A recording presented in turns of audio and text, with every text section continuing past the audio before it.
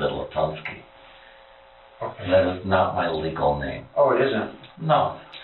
That is a stolen identity.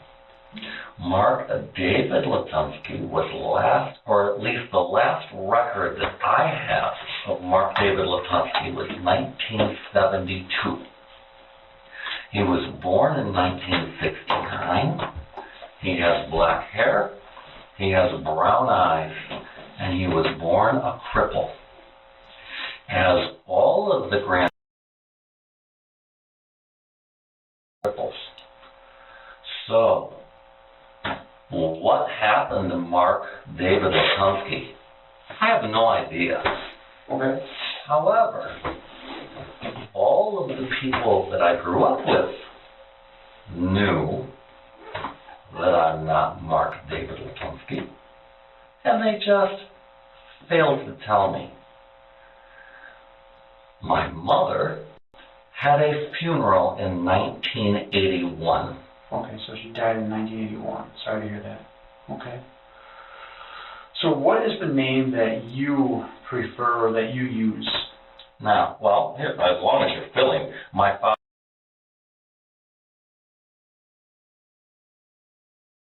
Okay. What's his date of birth? I have no idea. Where does he live? He passed away in, I believe, 2002. He lived somewhere in Owasso, as I recall. Okay. Now, I was raised by my sister.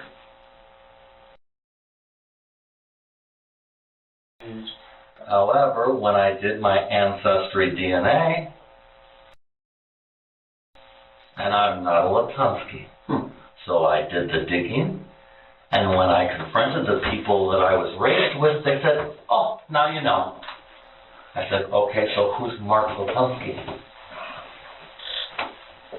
Who knows? At least as far as I know. I know he was born. I have a birth certificate. But the dates on that birth certificate span 1969 to 1972. So I was born no earlier than 1969 and no later than 1972, when two cousins from my family, genetic family, signed off on those state of Michigan documents. I don't know if that document is a death certificate for Mark Latunski or not. But I've been using that name to go to school, get an education, hold a job, but it's not me, and everyone in this county knows it. Because when my mother died, that's when it became public knowledge to everyone except for me. Okay. So, is my name Mark David Latunski? No. My name is Edgar Thomas Hill. So you're Edgar Thomas Hill. That's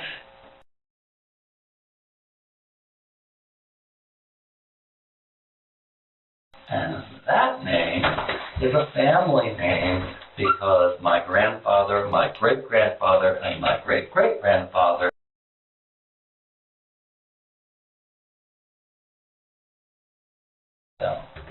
Okay. So, What's your date of birth?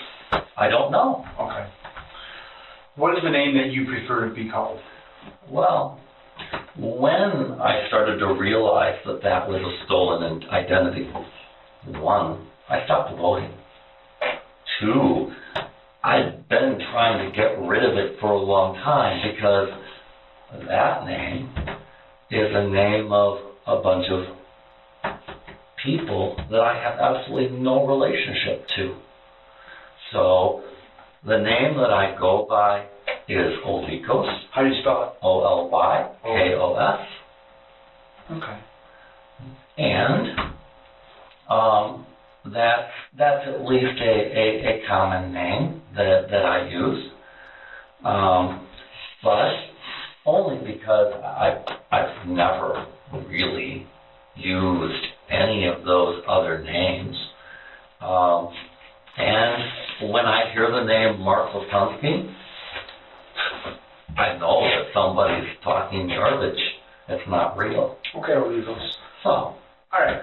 You were brought down here, obviously, well, when the police came to your house, they put you in the handcuffs, and then you were driven down here. Yes. And I want to talk to you.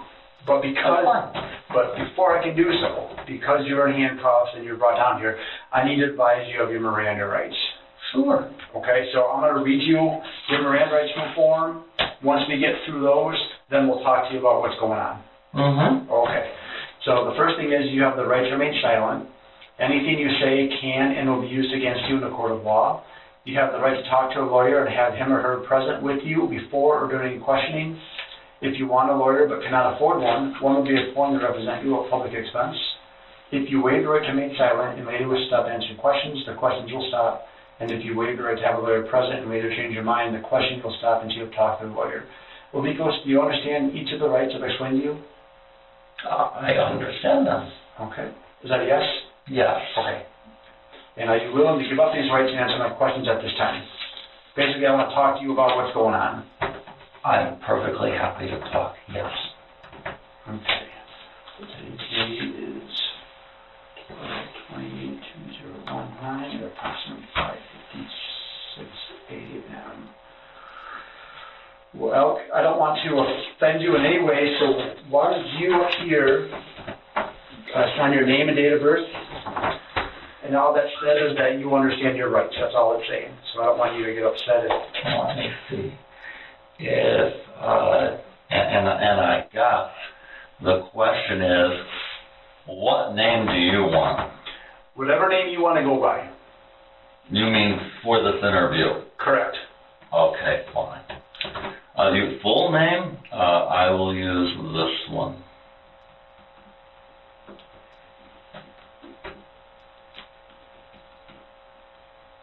There we go. And then a date of birth that you use. Unknown.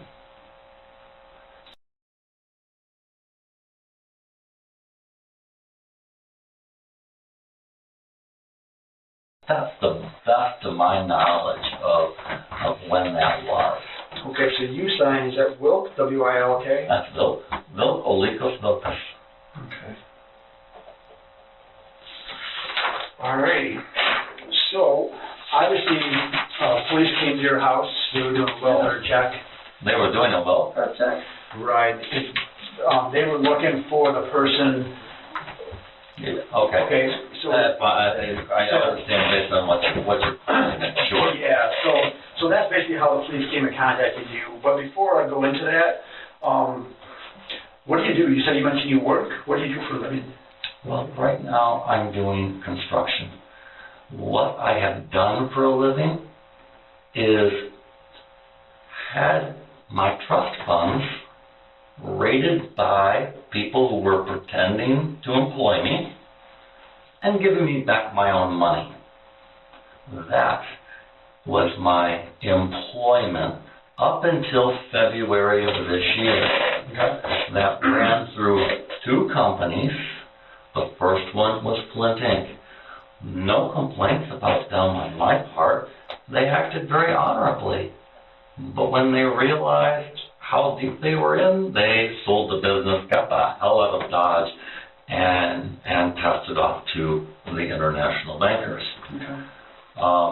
American Chemical got in a little bit deeper because they decided to send a member of the family to New York and sit down with the New York bankers so that they knew the extent and breadth of the trust funds that they were being paid by. I don't know the details of that. What did you do for Flint Inc.? For Flint Inc., I worked as a bench chemist. Okay, so is that a tattoo place or is that? No, I don't know Flint Inc. Flint Inc. So printing inks. the manufacturer of the inks that go on everything from newspapers to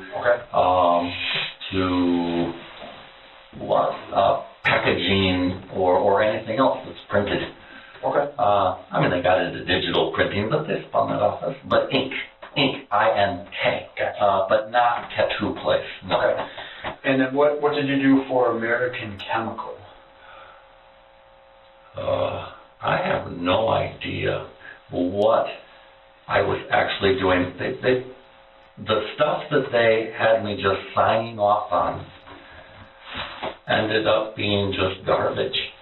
I was a quality manager for a company whose business model was to have no quality. So I was pretty much a lie detector. If we can fool this guy, man, we're scot-free. We can get away with anything. Okay. So that is the extent. Did I ever really stop anything? No. I would tell them, this is what I'm finding, and they just do it in some other way where I couldn't see it. How long did you work at American Chemical? Oh, I worked there for 12 years. Roughly. It was about 12 and 12. I'm rounding because it was 2007 to 2019. Yeah, so about 12 years. Okay. I'm trying to see. And then how long did you work at Flint Inc.? Like what years did you work there? That was 1996 to 2007. So, Okay. like I said, rounding, it was about 12 and 12. Okay. I mean, it's well past the 10. But, Okay. So when you're not working, what do you do?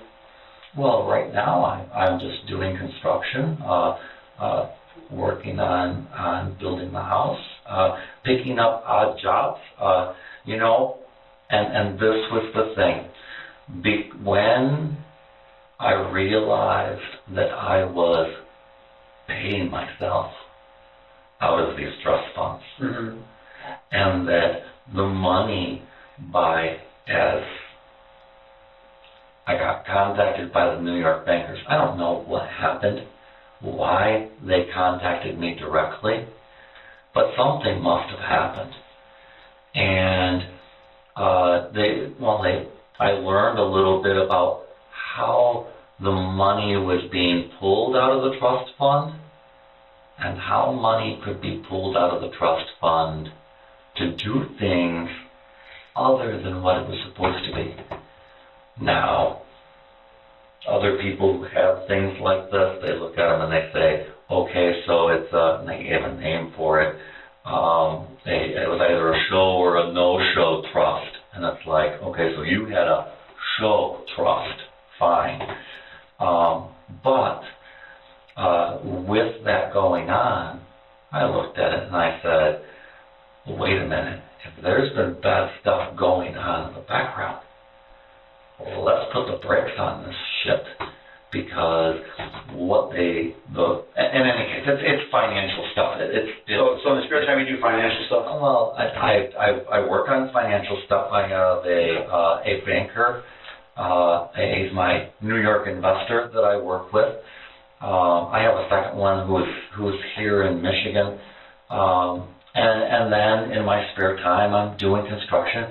But because I was looking for honest work, I started trying to pick up odd jobs where I would do something. Put up someone's drywall, no go. And so finally, using the name Vilcus, I put an ad on RentMan, and man, if I can give a massage and somebody's going to pay me, that's more honest money than what I was doing at American Chemical. What they were doing was downright disgusting, things that nobody should do. And I look at it, if a man's going to pay me to rub him down, fine. So how long have you been doing that? It was probably I started in about April of this year. So like massages? Just massages. It's like, you know what? I'll spend time with you. Man can't guarantee sex. Sometimes it works, sometimes it doesn't. So, hey, guess what? I can't sell that because that's not the way the world works. But you want to spend your time with me? Boom. Here's your price. And I'll have a good time with it, and you will as well. So when you say here's your price, that's how much you would charge? Yeah, $200 an hour, $1,500 a day. And if you look at it and you say, you want a bigger deal on it, guess what? I'm not doing this because I want to. I'm doing it for honest money. Mm-hmm. Pulling my own money out of a trust fund is not honest money. Yeah. Right? I mean, that's stupid. Okay. The fact is that my mother passed away on the very day that I would have come of age by our culture, and I would have had to have been told that she was my mother, and that I wasn't just, this little kid. I was her son and had this trust fund. Now I talk to people and I say, what are the chances that the very person who held the trust in guardianship, who was required to tell me, passes away on the very day that she would have had to have done that? So when you said come of age, what did you mean come of age? It was my 12th birthday. And you said come of age for your culture. So I don't understand. I'm Norwegian. Okay, so you're Norwegian. I'm Norwegian. So explain to me then what coming of age for Norwegian means, because I don't know. 4 multi-generational trust funds that would have been set up who knows when. Things that I don't control the conditions of any more than my mother controlled the conditions of them, which is why the people in New York, the families in New York that I've been in touch with here and there, all know more details than I do because they know much more. All I know is that I'm sitting here as the only living Thomas of Wales that I've been able to find. And so you're a Thomas of Wales?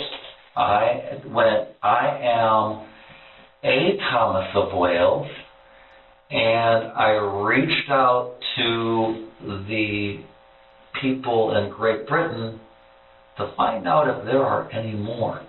Okay. Because as I have looked amongst my blood relatives, I don't think there are any other Thomas of Wales of the Thomas of Wales clan left except for me. Okay. So to what extent that makes one iota of difference to why we're talking, I don't know. It's not like I have a whole bunch of people that I can go up to and say, okay, beyond what these people here in Shiawassee know, what gives? Some of them will give me some details, and some people just clam up. Okay. But at this point, you look at it and you say, come on, cat's out of the bag. And that's when the people that I grew up with said, okay, fine, that's it. That's all you're going to tell me? Yeah, that's all we're going to tell you. See ya. Okay. Like, you know what? If you're saying see ya, so am I. Why am I Mark David Latunski? I'm not. And you knew it, and I knew it. But having that stolen identity kept me alive when all of the rest of my family is not. And that is what the New York banker finally said, bingo.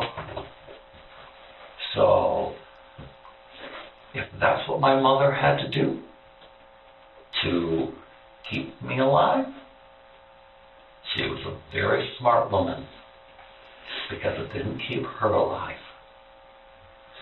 So when you started doing the rub down of these men, that kind of leads me into, I guess, what is going on with the, why we're here, there's a welfare check that you let the troopers go in and graciously search your house, and they see a man that, who is that man? Well, who, and again, when you talk to those, on those sites, you can get any name or no name. What sites did you meet him on? Gosh,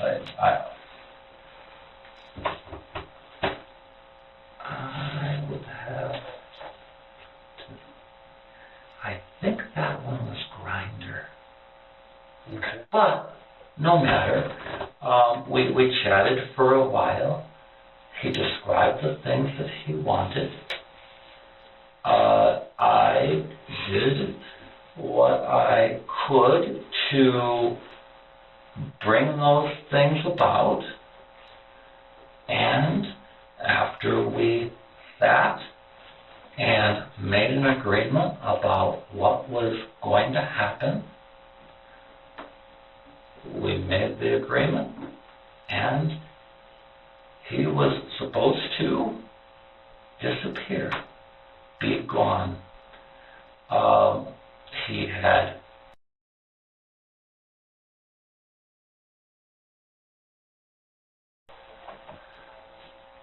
but you know as well as I do that in our society, although we say, a man can just go, does our society really allow that?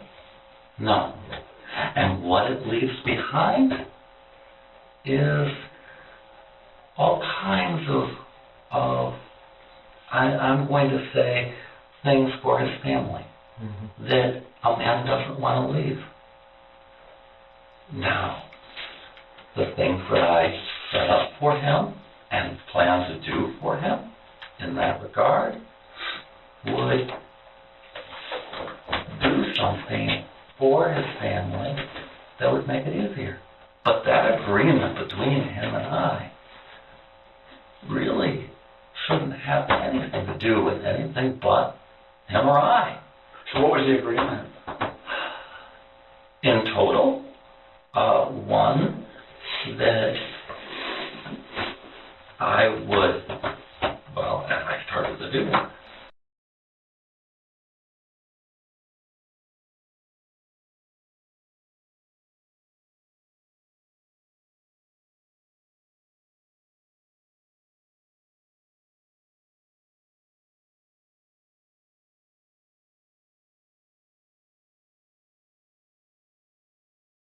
It's like, this is what it is. And he looked at it. I mean, we laid together for a while. He asked me to. I did. I'm sorry, asked you to do what? Just lay with him? Just lay with him. Just lay with him and hold him. And finally, he says, you know what? I'm ready. And at that point, that was it. Now, the going away part and the portions for his family, knowing that I have, and as I explained to him, I know that there are leases and properties that are attached to my estate. And I said, you know what? Because I fully expected, because we've talked through all of the options. I said, look, because of who I am and who I've been, in one way or another, the people who control the trust find out the best way to either A, get me out of the way, B, keep me safe, or C, protect me in some way. why or how. Sometimes I know and sometimes I don't know. So how does the trust have to do with the man in the basement? Well, Or doesn't it? it does. It does. Because with that, there were things that I was going to do for his family. See, our portion of the trust, or at least what I'm beginning to see lay out, just as my home is the original Garrison home that sits along the I-69 corridor, the rest of the portions of the key homes along the north side of I-69 are also all owned by my family. My father's family. So, knowing and having different neighbors tell me that there are more properties that are on things like 99 and 100-year leases, one of the things that I said was, you know what? When these leases come due, where's your family live? He says, south of I-69. I says, they don't want to be there. The line of chaos and non-chaos is I-69. Population to the south, low population to the north. I said, so if you're south of I-69, when they turn that line into a border of defense, then your family's on the wrong side. You want to have your family on the north side of I-69. You want your family to have food supplies on the north side of I-69. I said, if I can bust open this trust and I get the ability to talk to the New York bankers, then why not? So how Give did it to you. So the man in the basement, when did he come to your house? I picked him up. We physically met in Swartz Creek, and that was when because he had given me details of what he wanted. And so I says, well, I'll tell you what, I will bring all of the things that you would need so that you can see them. I says, I will lay them out in front of you. I says, then I'll step back. I says, you need to decide. You need to decide, because I'm not going to force you. Okay, so you meet him in Swartz Creek? I met him in Swartz Creek. On what day? Well, that would be the 24th. Okay, on 12/24, Christmas Eve. Okay. It was Christmas Eve. And then... Was that the first time that you'd ever met him in person? That was the first time I'd ever met him. I had chatted with him, so I had a tremendous amount of detail of what he was looking for. Only what he was looking for. And you're trying to help him. What? You were trying to help him. Well, System. in that regard, I took everything that I had to set it up, and I put it into a bag. I laid it out in the trunk so that it was there in the back of the van. And then I got in the front, and I said, you decide. And at that point, he says, I've made my decision. I said, take and, put on the different gear that he wanted, that he'd selected. He'd taken some and said, no, not this one, he picked it all out. He wanted to make sure that he was comfortable, and that he was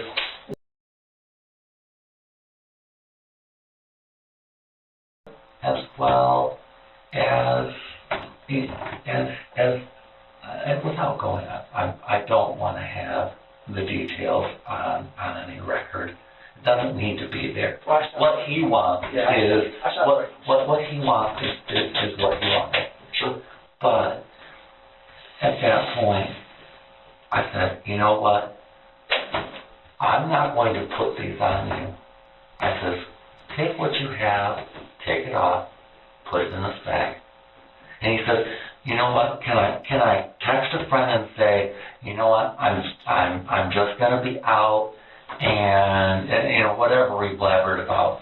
And I say blabbered just because I said, you know what? You say whatever you want to say. And he says, okay, now that I've said it, I'm going to turn my phone off. Okay. That was all at the parking lot? That was all still in the parking lot. Okay. Do you know what store? Is it parking lot? No, it was just a parking lot there on Grand River or not Grand River, Miller Road in Swartz Creek. Okay. And I said, if you're ready, I said, if you're doing this, then you put the stuff on. And then, so I sat in the front while he did all of that. So you're in the front of your vehicle. I was in the front of my vehicle. What kind of vehicle do you have? It's a van. It's a Hyundai Santa Fe, gray. All right. So I sat in the front, and he went in the back. He got all ready, and I said, look, you know, this way you're leaving everything behind, and it's like, done. And at that point he says, okay, I'm ready. I went around, and I shut the trunk, and then I put, you know, he gave me the key so that I could lock the car. I put his bag in the back. I locked the car. You like his vehicle? I locked his vehicle. So his stuff is in his vehicle. His stuff was in his vehicle. And then does he stay in the back of your van And then? he stayed in the back of my van. Okay, and then you leave the parking lot. And then I left the parking lot. Okay. And then we went back to the house. Do you know what you did with the keys for the car? The keys were,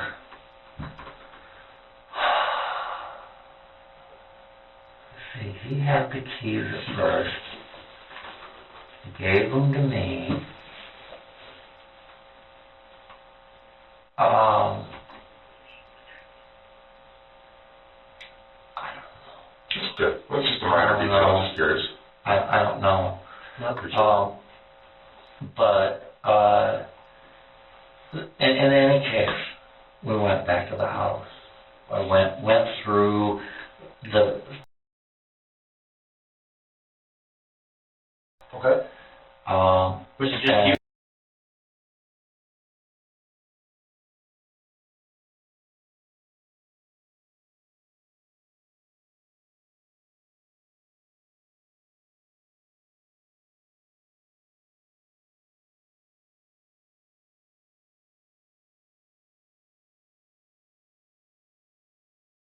able to, look, you have to look at this and say, you know, one, because involving lots of different people, it then gets a little precarious.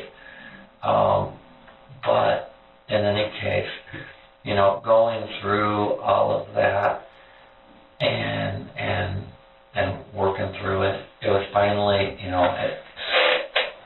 at the, I'm going to say, end of the evening or the beginning of the next morning, it was that time frame that finally, you know, and we've talked about, you know, several things. You know, what was I going to do?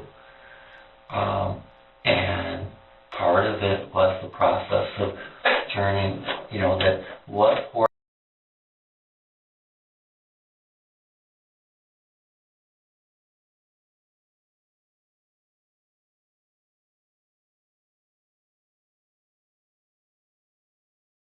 and turning them into something that would grow tulips for his family. He says, but my family will never know that it's me. I says, no. Tulips are starvation food. They'll know that they'll have tulips. They'll know that.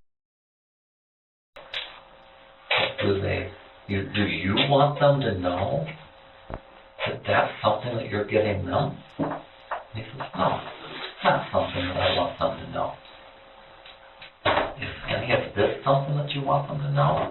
And he says, no, it's not something I want them to know. I says, so if we can just make this happen, then he says, you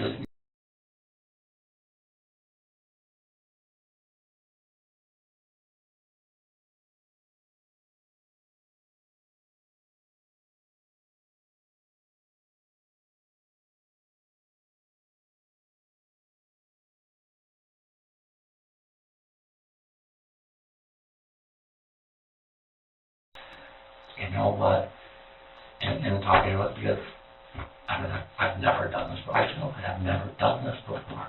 Okay, so what did you do? Well, after talking to him in multiple ways, that was when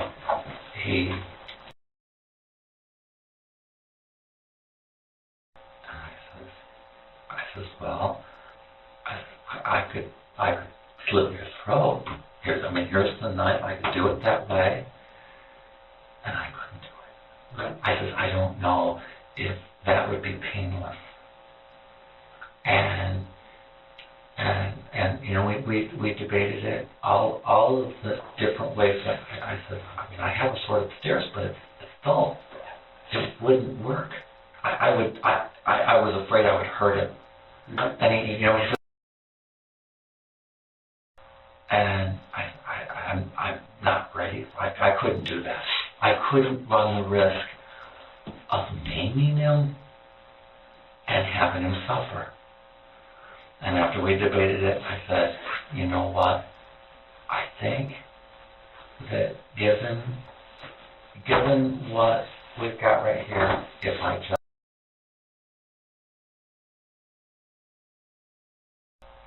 that will do it. I was, not really, and finally,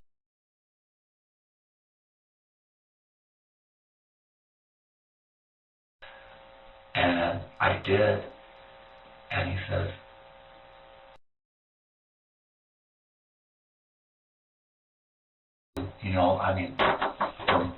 I'm on the back side because he's laying on the floor, and it would be across the room, and he had his head facing it would be the east wall. And so when I went in, you obviously have on the picture there's the spray that went to the west, and it's like that was, and he says, done. And there was a fair amount of blood, and then it's like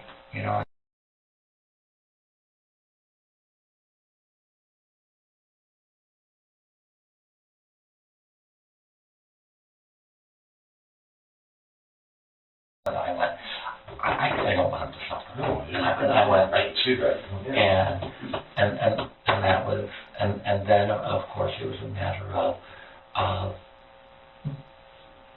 doing what I needed to do to complete what I told him I would do. Turn him into something that would produce life. And that's what I was in the process of doing. Where's the knife now? It is upstairs in, because I cleaned it off, and it is upstairs in the dresser drawer. I think on the right-hand side. top, like. Is it a bedroom, someone's bedroom, or your bedroom? Yes. So it's in It's a your guest bedroom? bedroom? No. I put it up in my bedroom. Oh, your bedroom. Just because, I mean, I had, again, knowing at least the bits and pieces of the conversations that we've had over periods of time, What does the knife look like? what's it look like? Yeah, is it like a kitchen knife? Is it, you know what I'm saying? No, it's just a hunter's knife. It's a hunter's knife. What color is it? It has a black blade. I actually,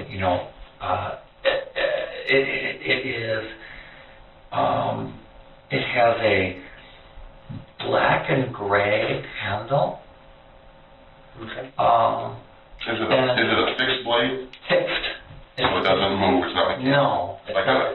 I'm picturing something like, you remember the movie Rambo? You ever see Rambo, or... It's about that big with a handle and a big blade. The blade is only about that long. Oh, okay. Is it serrated or smooth? Smooth. It was a smooth blade. And it's in your bedroom. It's in my bedroom. In a dresser drawer. In a dresser, and I think it's there. Yes. Okay.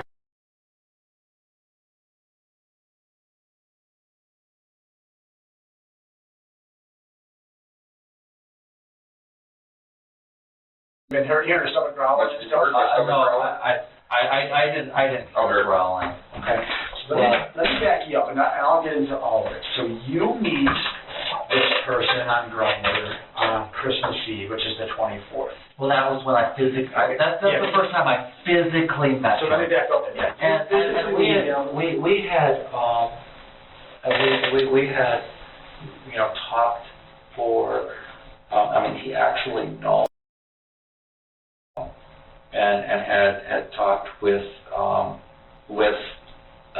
the guy who I was living with for in the past as well. So however it works. So you two physically meet the first time after the agreement for what you wanted to happen. So you meet him Christmas Eve.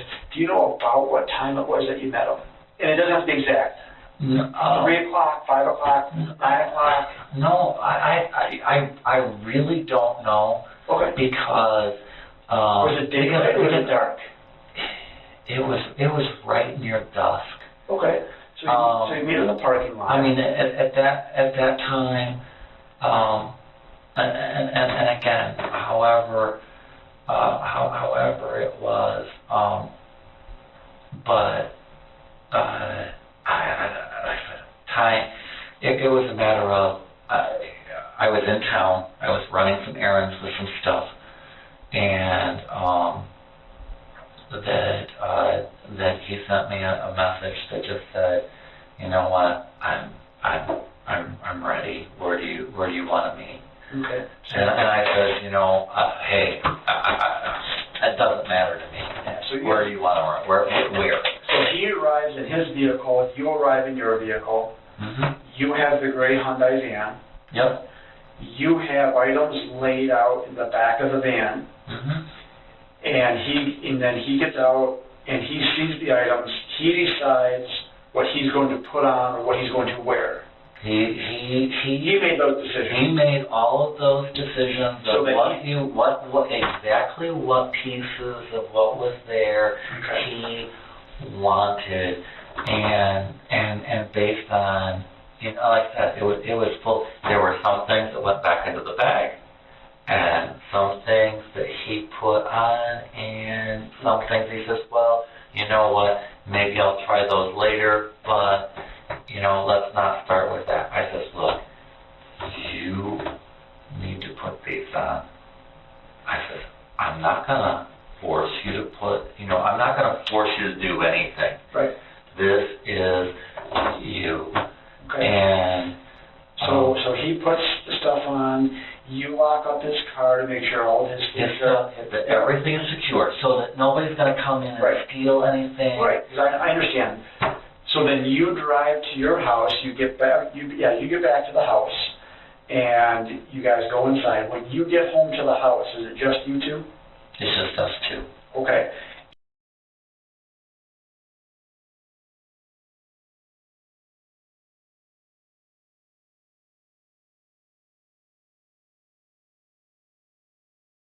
So when this, instead of being,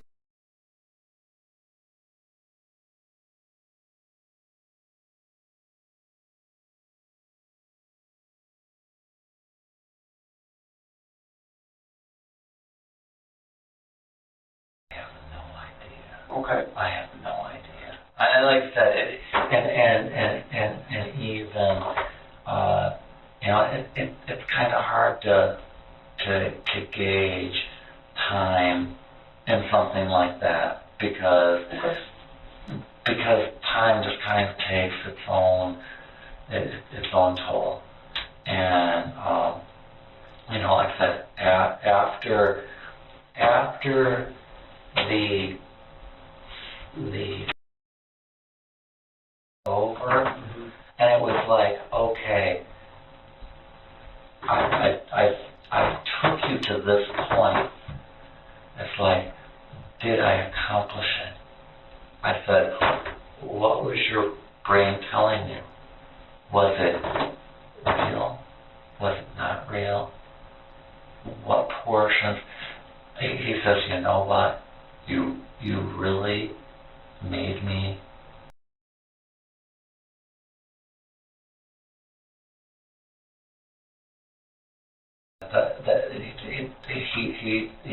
he really, and that was after the illusion of that portion was done, and it was at that point he says, okay, I'm ready.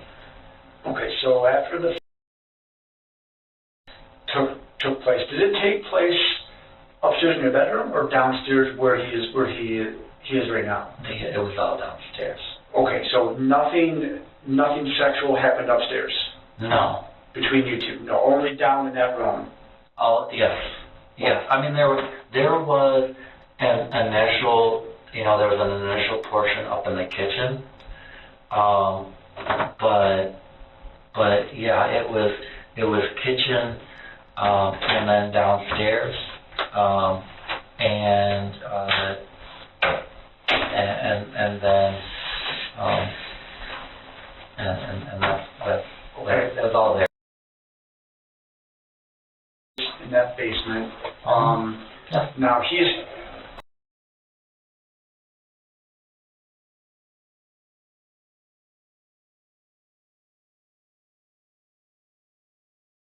After, let me see, because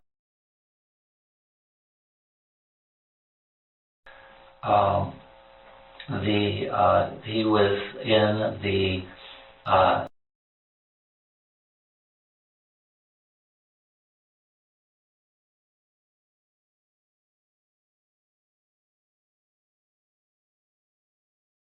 it was after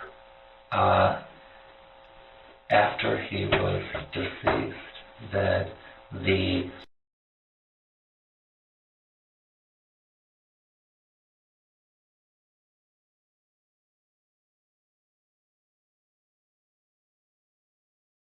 and I knew that I wanted to have him, and I'm gonna say, I don't know what the right word is for it, is that as soon as he was at the point of being unconscious, and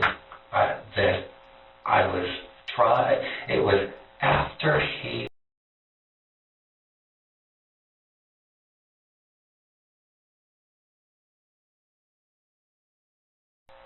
that was when it was like, uh-oh, I need to make sure that this is quick and not run out. That's right. And so it was then that it's like, okay, let's get this so that he Quicker? I was trying to speed it up at that point because he was already unconscious. Okay. But I could tell, because, I mean, you could tell he was,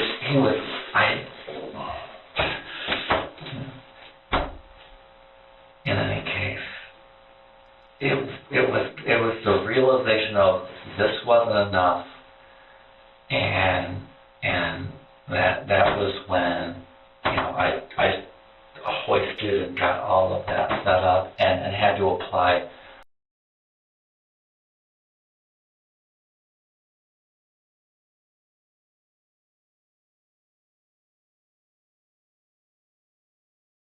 I had actually, I was using that, and the weight had broken.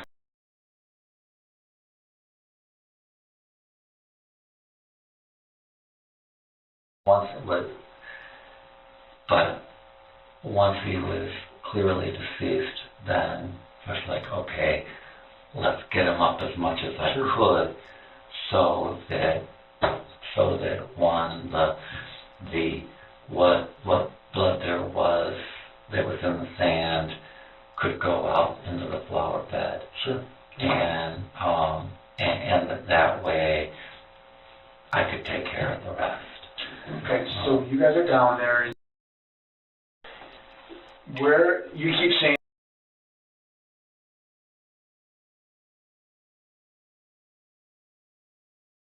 here, so you're pointing here. Okay, so you're pointing right at the hairline.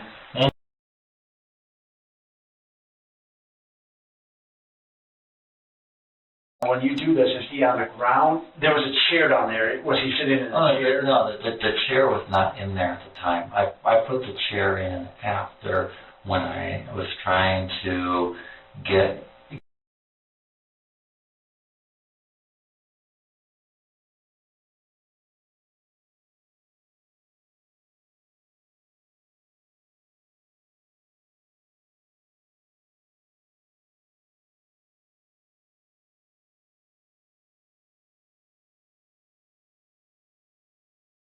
to take the horse chestnut, or not the horse chestnut, the chestnuts, and plunk them in the same way, so that they would be growing. Now, and go through some of that.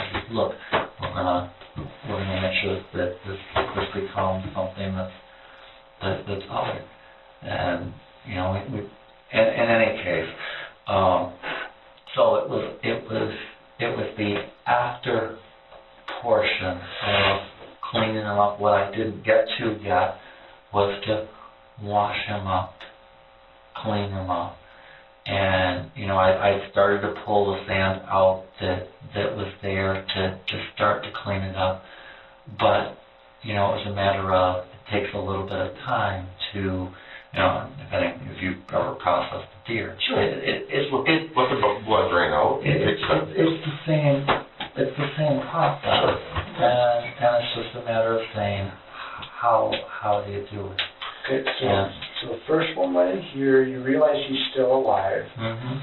And once that was when I just reached down, because he is laying, and is he face down or face up? He is. Well, he actually when we were talking, we were just laying on the ground side by side, and he was face up. And then when after we talked about all of the different options of how do we do this, that was when he.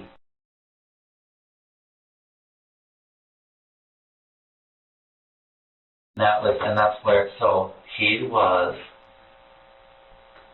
I'm going to say, on a stomach. Okay. Face towards the east. Okay. And that with his head down by like the dirt area? With his head facing that east wall. No, I know, but I mean, like, if this is the head of his body, this is his feet, He was on the wood. He was on the wood. Is this the area where that dirt is at? Yeah, there's the dirt area. Yeah. So he's like that. Right. That's what it said. Right, because... Do you want to draw a picture? Maybe that would work. Here, I'll just pull this paper out. That way we have a much better idea of what you're talking about. Because you've got a rectangular room. Okay. You've got the door here with the St. Andrew's cross on it. Okay.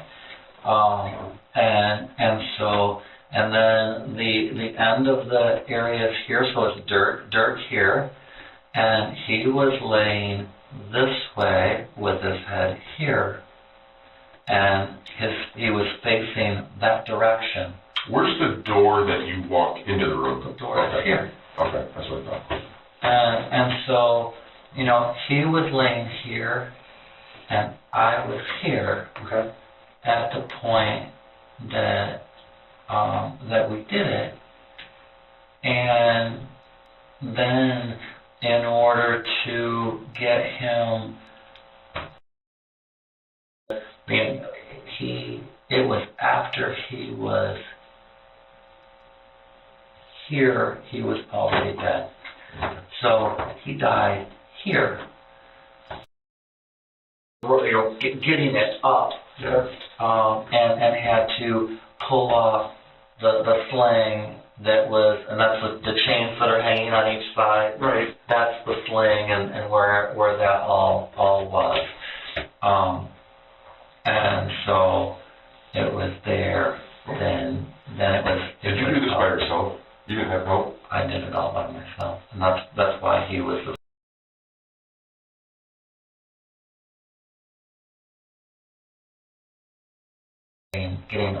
Getting him basically.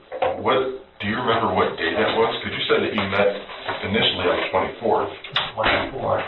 So when did this part all take place? It was. Was it the same night or the next day or? So Christmas was Wednesday. Well. So the 25th was on Wednesday. It would have been during. I mean, it was during that evening. And then after he was, and I don't know, it's just flat out fact, is that after he was dead,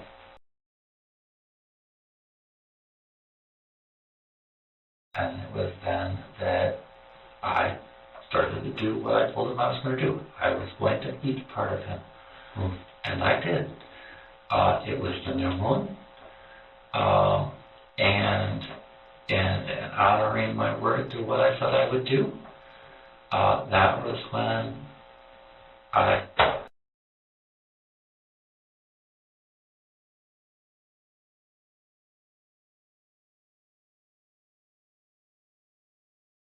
And that was just part.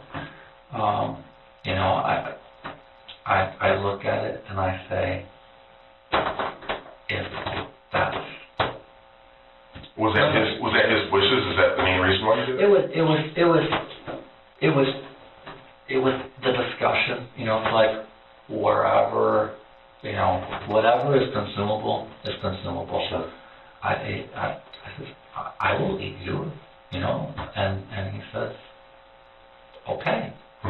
Okay.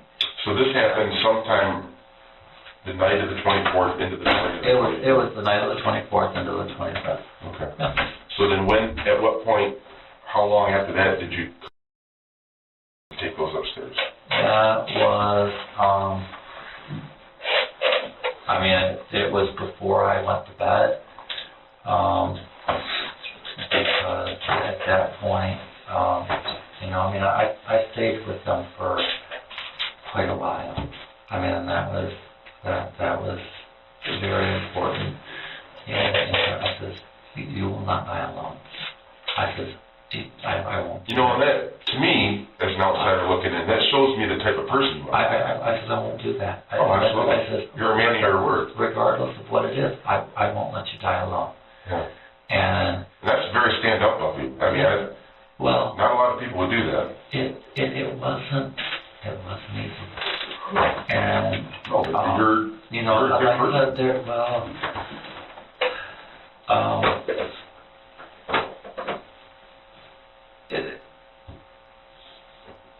I've met so many people, and even the guy that I spent Christmas with, because I went over and spent Christmas with a guy from Lansing, a guy from,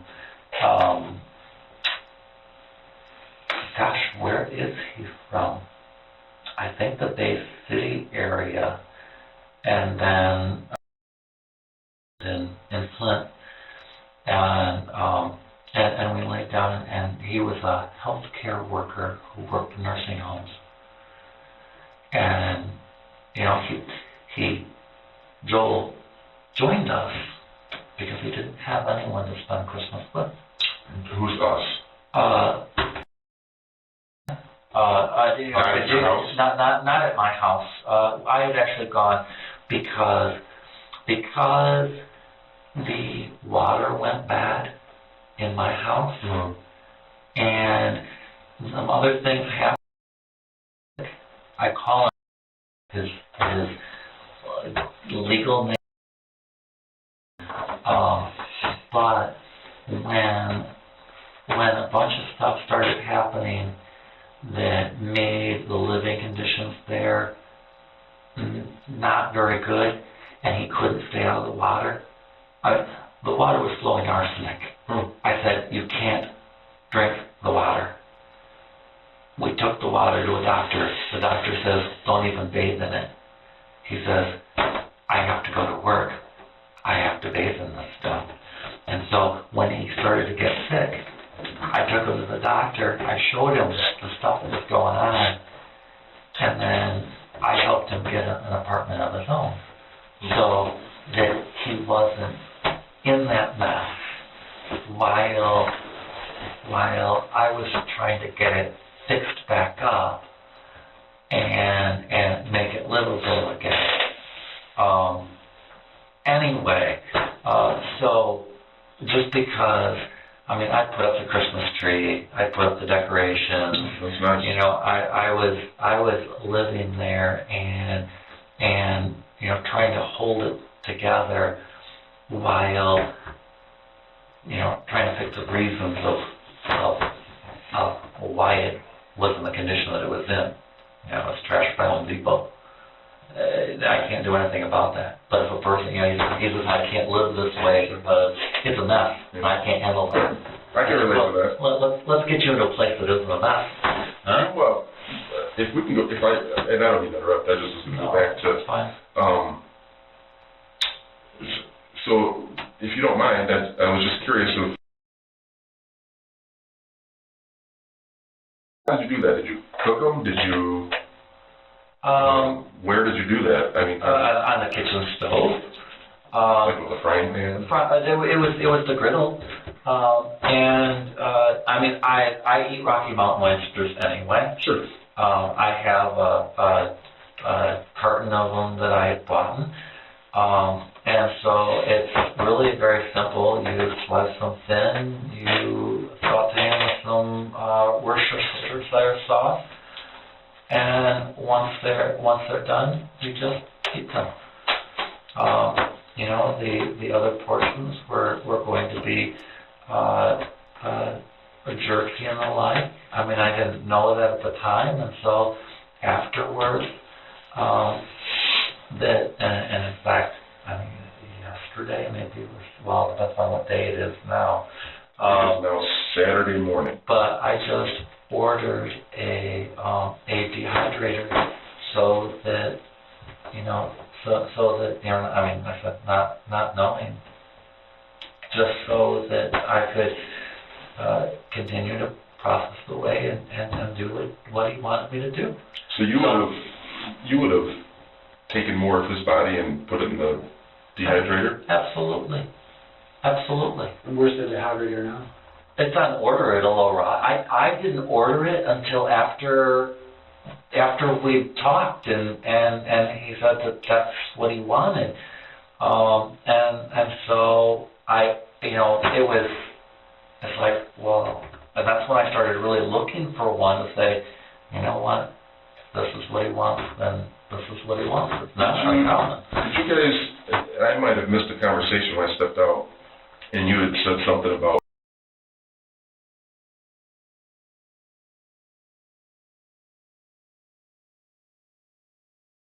Yes. Was there other locations within the house that you guys?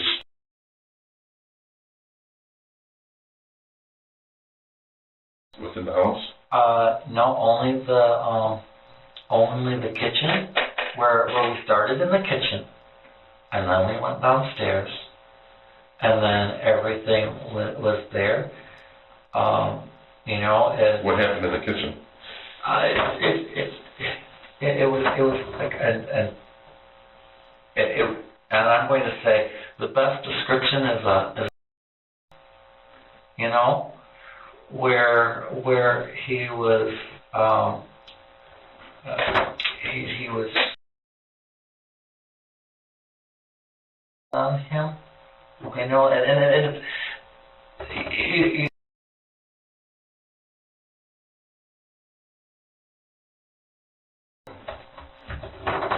And so it was a matter of having different, and I'm going to say it was like different responses in order to say, how do you work through that, because it was something, and it was so there was no actual sexual interactions in the kitchen, just correct. No. Up there, you were basically. No, but I got you. And that was all Tuesday night, the 24th, going into the 25th. The 24th, going into the 25th, and and then I will say is that after it was done, I looked at myself and I went, I was covered in a little, not covered, but it's like I had some on me, and I looked at it, and it's like I had done what I needed to do, and I looked, I could wash this off. Nope, I'm not going to. And at that point, I went upstairs and I crawled into bed, and I just left it. Did you ever wash those sheets then after you laid in it with blood on it? No. And when I got up the next morning, because I rested, just lightly, I got up and it was middle of the afternoon when I was supposed to go over and meet the other guys on the 25th. And I looked at it and I went, you know what? I'm not. And I left it right on. And I put on what clothing I had. And I went, I'm not going to wash him off. Where did you put the clothing that you have him on you? I have no idea. I mean... You never washed it? No. Do you remember what you were wearing? When we were having our finish things? Nothing. What was I wearing? You said you had blood. Did you have blood on your clothes or just your body? Naked body? My body. Just your naked body? Yes. So at the times and then the time that you assisted him in passing, did you have clothes on at that time? Or were you naked? Okay. I was naked. Okay. I had no. So there would be blood on the sheets, though, where you could have laid down if it came off. It would be dried. It would be whatever sloughed off. And I looked at it, and again, maybe my thinking of saying, you know what, I'm not going to wash this off. And even when I was talking to someone, I don't feel that I did anything wrong. Did you tell anybody else about this, other than us? I did, because part of my culture is that if you have an honorable death, then you have to tell somebody before you pass 3 houses. And so I looked at it, and we've even talked about this, because he gave me the name. You and what'd you call him? I actually never used his name. It was only just before he looked at it, because he says, wow, you really planned a lot of this. I said, I planned nothing. I said, I planned absolutely nothing. I said, okay, let's say that the police have a problem with it. I said, the police have a problem with it, then what? They throw me in jail. Or they try to. I said, I guess I'll just have to deal with that. It sounds honorable. It sounds honorable. Well, but in order to make it honorable in my culture, I did have to tell someone. And even when I talked to him, he says, just call me Kevin Bacon. And I went, okay. I said, if I say that I killed Kevin Bacon, he says, no one's gonna believe you. Yeah. I said, I could tell anybody, and no one would believe me. It was because of my name. I actually texted before I ever did anything, I went up and I texted a friend who was, and I'm going to say, what's the correct word? Understanding of the situation, because he's a judge advocate in New York, and I sent him a text and I said, you know what, I did this. I says, and I love him. He's my hero. And I'm sorry, who's your hero? I killed Kevin Bacon. Kevin Bacon is my hero. Oh, okay. And who did you send that text to? I sent that to who was in New York. He also, like I said, encounters different people with all kinds of different needs. And like I said, at that point, I just texted him and I said, okay, I don't need to do anything else. Sure. I was able to tell someone before I even left the house. And at that point, I went, I'm done. You know what? I did it. I complied, and then I went to sleep and went off to Christmas, and that was when I talked and it's like, and it was really strange because working in the healthcare, was working in nursing homes, and he says, he was talking about how undignified, how horrible sometimes we let people die in that way, how they drag out, and he actually came to tears. Like I said, someone who had joined us for, I actually don't even know his last name. I actually got a text from him because he thanked me for the discussion that we had, and he wants to, just come down and spend some time with me. But for a completely different reason. Because we didn't talk about this. I put it completely out of my mind as far as saying, you know what, it's done, and now I'm just going to do the things that I agreed to do to the best of my ability.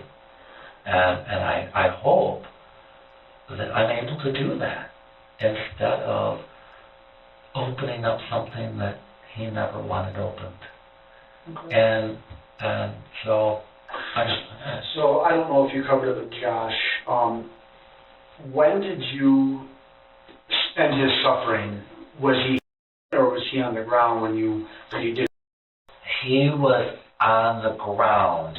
Okay. Because he was still in this position, and what I did was I had to move his head in that because at that point I would. So did you lean over him? I leaned over. Can you demonstrate? Pretend his head's against that wall. What did you do? Okay, well, tell me what you did. I saw that it was going longer, and I took his head and I moved it to the side and this way. So it was as much as I could in order to, whatever it was, it at least initiated another gash that was there wasn't the spray like there was the first time. So it was at least more effective. So when you say the spray the first time, what do you mean? That was when I... So the spray on the wall is what you think, what you're referring to as the first time? That was the first one. And then when you did this, the second one, it was just, you know, it's like, I need to end this as quickly as I can. Okay. And it was after that I could tell that he was unconscious. Okay. And that was when I started to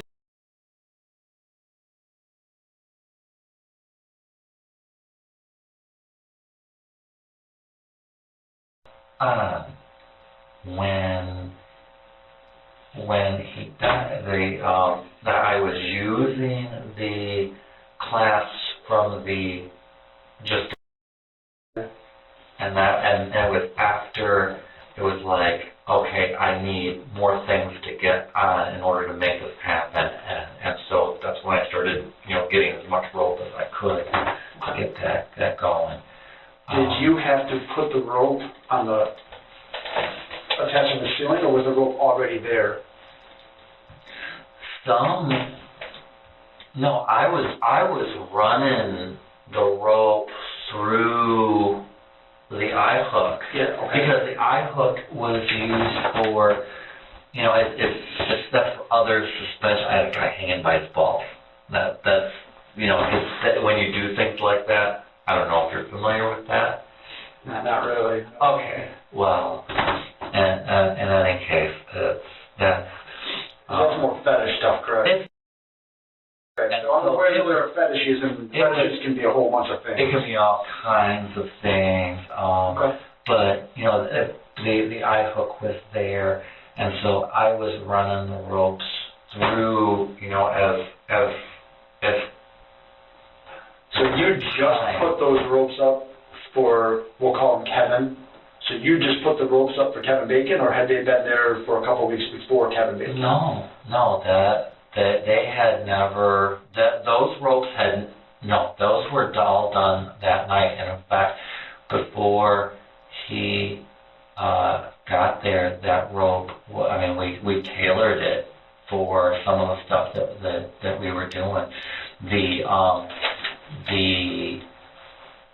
Because the ends were fraying, and because I don't like to waste things, I had just taken and I don't know if it was yesterday or the day before or whenever it was, I had recut some of the ends and done that and taken them upstairs, put them on the stove, and you know, so you'll see with the ropes that they're seared on the ends so that they don't fray because they're talking about ropes in the basement though. The ropes that are in the basement, and then because I was trying to readjust and get them up so that I could get some of the sand out to get it out to the flower bed, is that the ropes as you saw them today,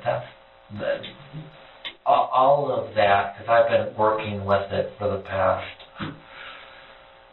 couple of days to, you know, I mean, whenever I can to try to get everything, I was just trying to get everything right so that I could, you know, just And, like I said, but... Where is your van now? Blew a piston rod in his car. And so today I took my van to him, took his rental back to the Randy Wife out there in London and Dutchurch. And then I went to, so he has my van, and then I had Hank Graff and Durand pick up my truck so that I can get the truck roadworthy. So he has the van on just off of Grand Blanc Road. So he said he has your van. And is the name is. And who is he you again? If I miss it. How familiar are you with the leather fetish community? He's been my alpha's mate for Probably more than I am, but for the past 5 years. But when he started to exhibit characteristics of an alpha, and that was another reason why he got his own apartment. You don't put two alphas in the same building. So was your partner until he showed too much dominance for your liking? And at that point, he got a boy of his own, and I helped him do that. But what do you mean, got a boy? Well, he has another man who helps him out, not a partner. Okay, I don't want to say it wrong. That's why I'm asking questions. That's why I'm asking questions. We follow the pack dynamics, and so when we were together, it was alpha's mate, and then anyone else was either a beta, submissive, or whatnot. We did not have an omega. With him exhibiting, and he's older than I am, with him exhibiting dominant characteristics to the point that he was willing to say no. It's like, no, that doesn't fly. You see how that works? I play that with my dog. You play that? With my dog. You play that. I'm the alpha dog in this house. You're going to do what I say. You're going to do what I say. Not sexually, but as an alpha dog. You know what I'm saying? I hear you. So and it was, and I'll tell you, it came from GMC. Mm-hmm. In all of my stupidity, last January, I decided to get him some of that. He would have. It was your own fault. It was my own fault. I did it myself. It was my own fault. I got him some, and he went on it for, I think it was about 2 months. Maybe even it was a month. And one day I can't even be in the same bed with you. And I looked at what was going on. And we charted our sexual history. And I just look at this. It's a straight line down. I said, the second you went on that, it went from flat to this, and here we are today. I said, you've got to get off of that. He went off of it, and what happened? We went right back up. And then he went to GMC and he got the generics, and he says, look what it's doing to me. Look what it's doing to us. What it did to us was, you now had an alpha who was older, who was saying, no, I'm in charge. And you had one that had always been in place saying, if you're in charge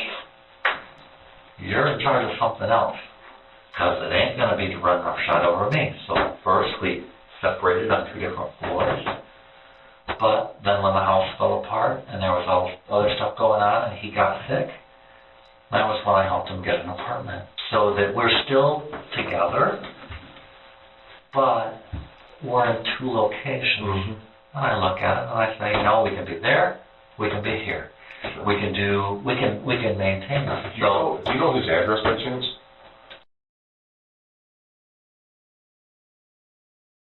I don't know it.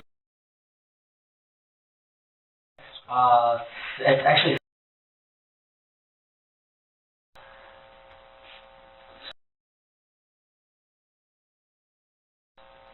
And that's where your van's at? and that's where the van is. When did he get the van? Today, well, So yesterday, Friday. So you mean Friday or Thursday? Today right now is Saturday. Friday. So he got it Friday. They got it on Friday. Did he see Kevin in the basement? No, Did you tell him anything about Kevin? I did not. I did not. And it's just a matter of, I already told somebody, so. And that was the guy you texted from New York. Correct. Yes. Is he on? So that text message will be on your phone. It'll be on my phone. Okay. It'll be on my phone, it'll be on this phone. It's there. Okay. And, so, like I said, it's a matter of details and. I want to commend you because not everybody can do this. And follow through in your word, his wishes.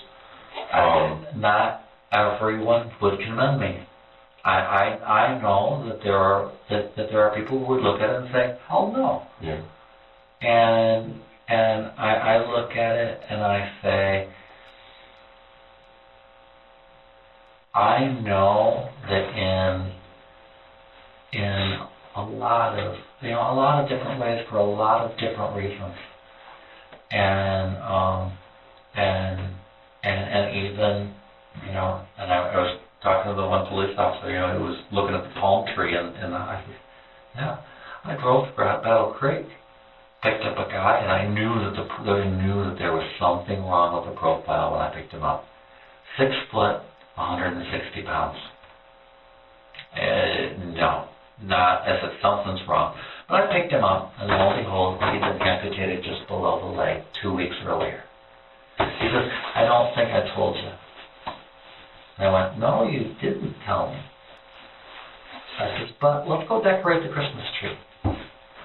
And I was sitting there, and he says, you know what? He says, my life is going to go right back to, I'm going to, he says, when I'm in Battle Creek, he says, the party's going on around me, and everyone pretends like I'm not there.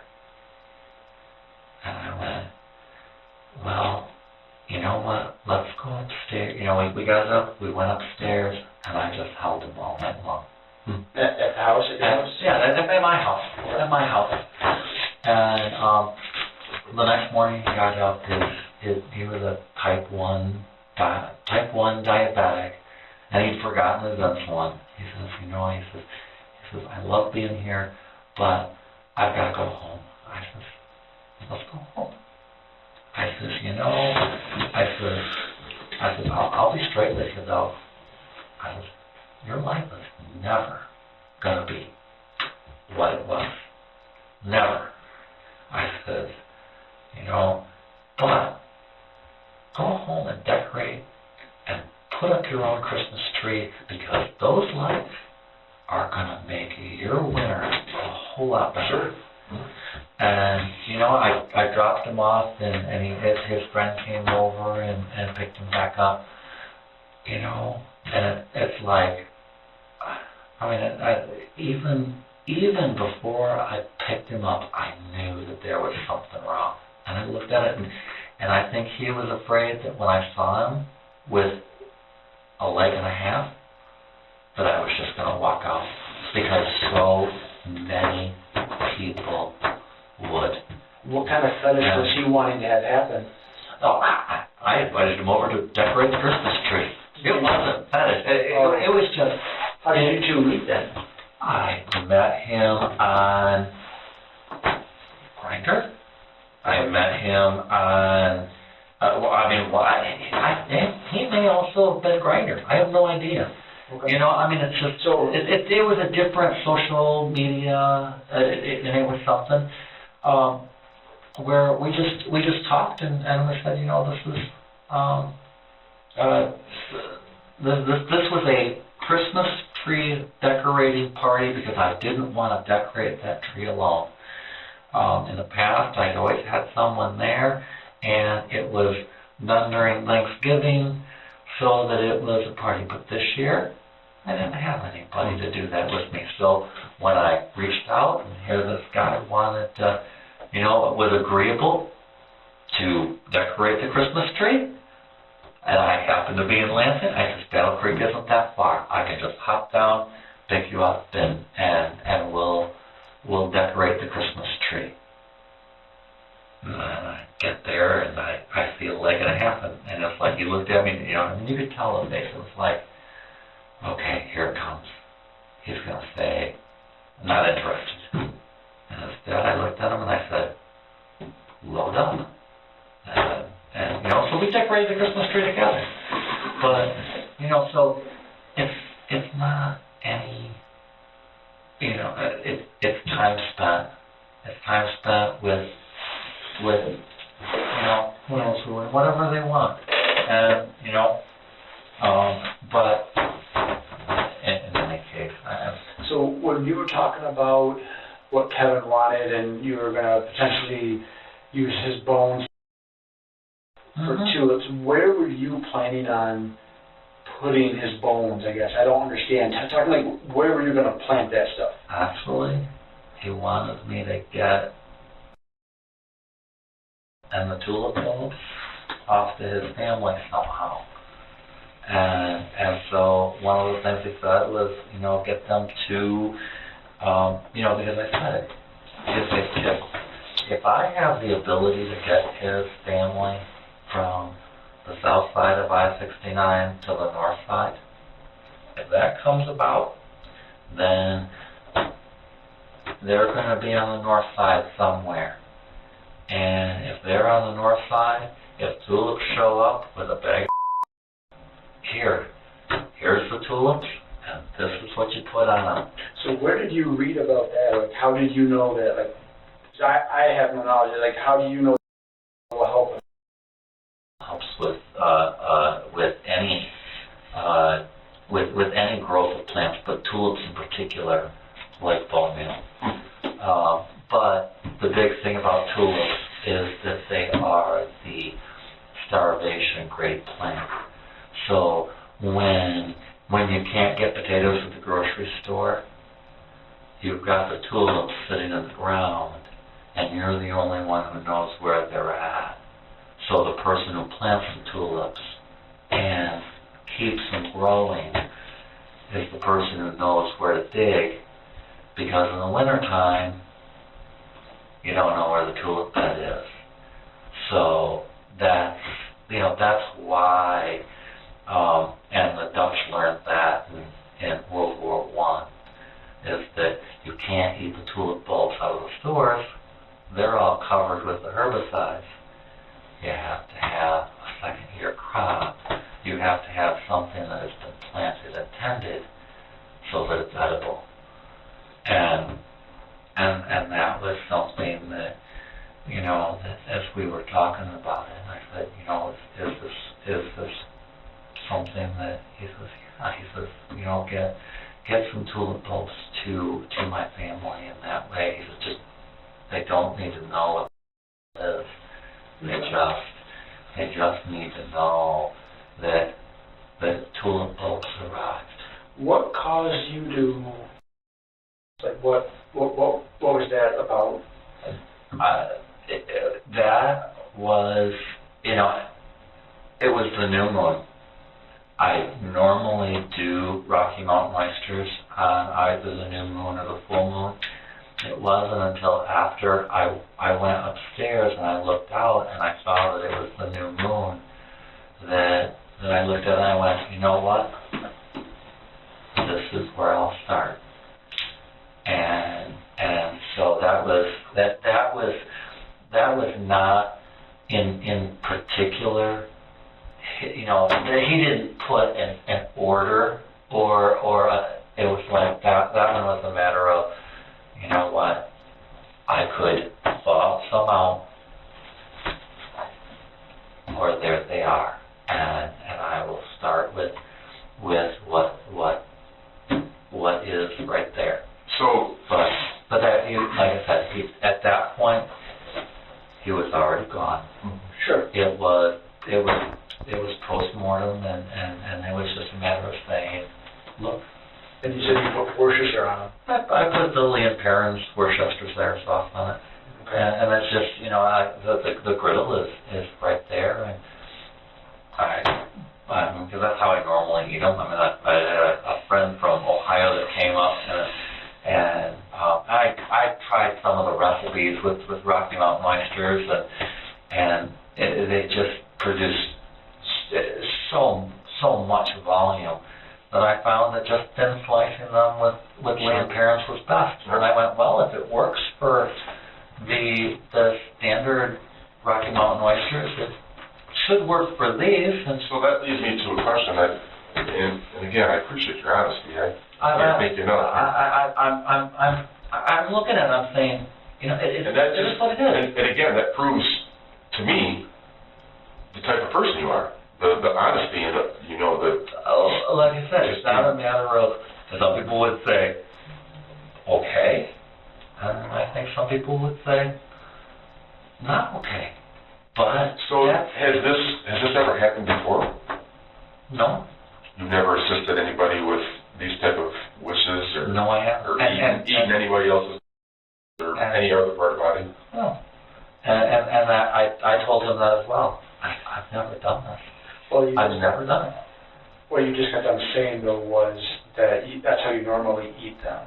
No. I have a carton of Rocky Mountain oysters that I purchased of standard. I bought them from Marenduff meat. Rocky Mountain oysters are just oysters, yeah. Yeah, and so that's how I had learned to just take the Rocky Mountain oysters, then slice them, put them onto the griddle, put some Worcestershire sauce on them, and I figured if it works for those, it should work for these. So with these fetishes, how long do you think that you've helped you as an alpha? And if I say something incorrect, I don't mean disrespect, I'm just trying to put it in my mind. So you as an alpha, you have these other men that seek out you to help them with their fetishes. How many men do you think that you have helped with their fetishes? Ballpark figures. How many? Or for how many years have you been, say, this type of a role? Well, prior to about 6 years ago, I was submissive. I was a switch, or such. I get thank you letters or notes all the time from people all over the world. So people from around the world that come to not either online or like I said, it's because I run a very open forum, so that anybody can contact me. They know who I am. What's the forum called? I use Facebook. I use I use Facebook a lot. What's your name on Facebook? That's Olikos, K. Lucas, and that's Olikos, and in Greek.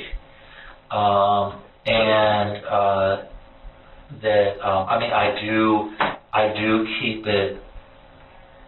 I'm going to say it's not open to everybody. Sure.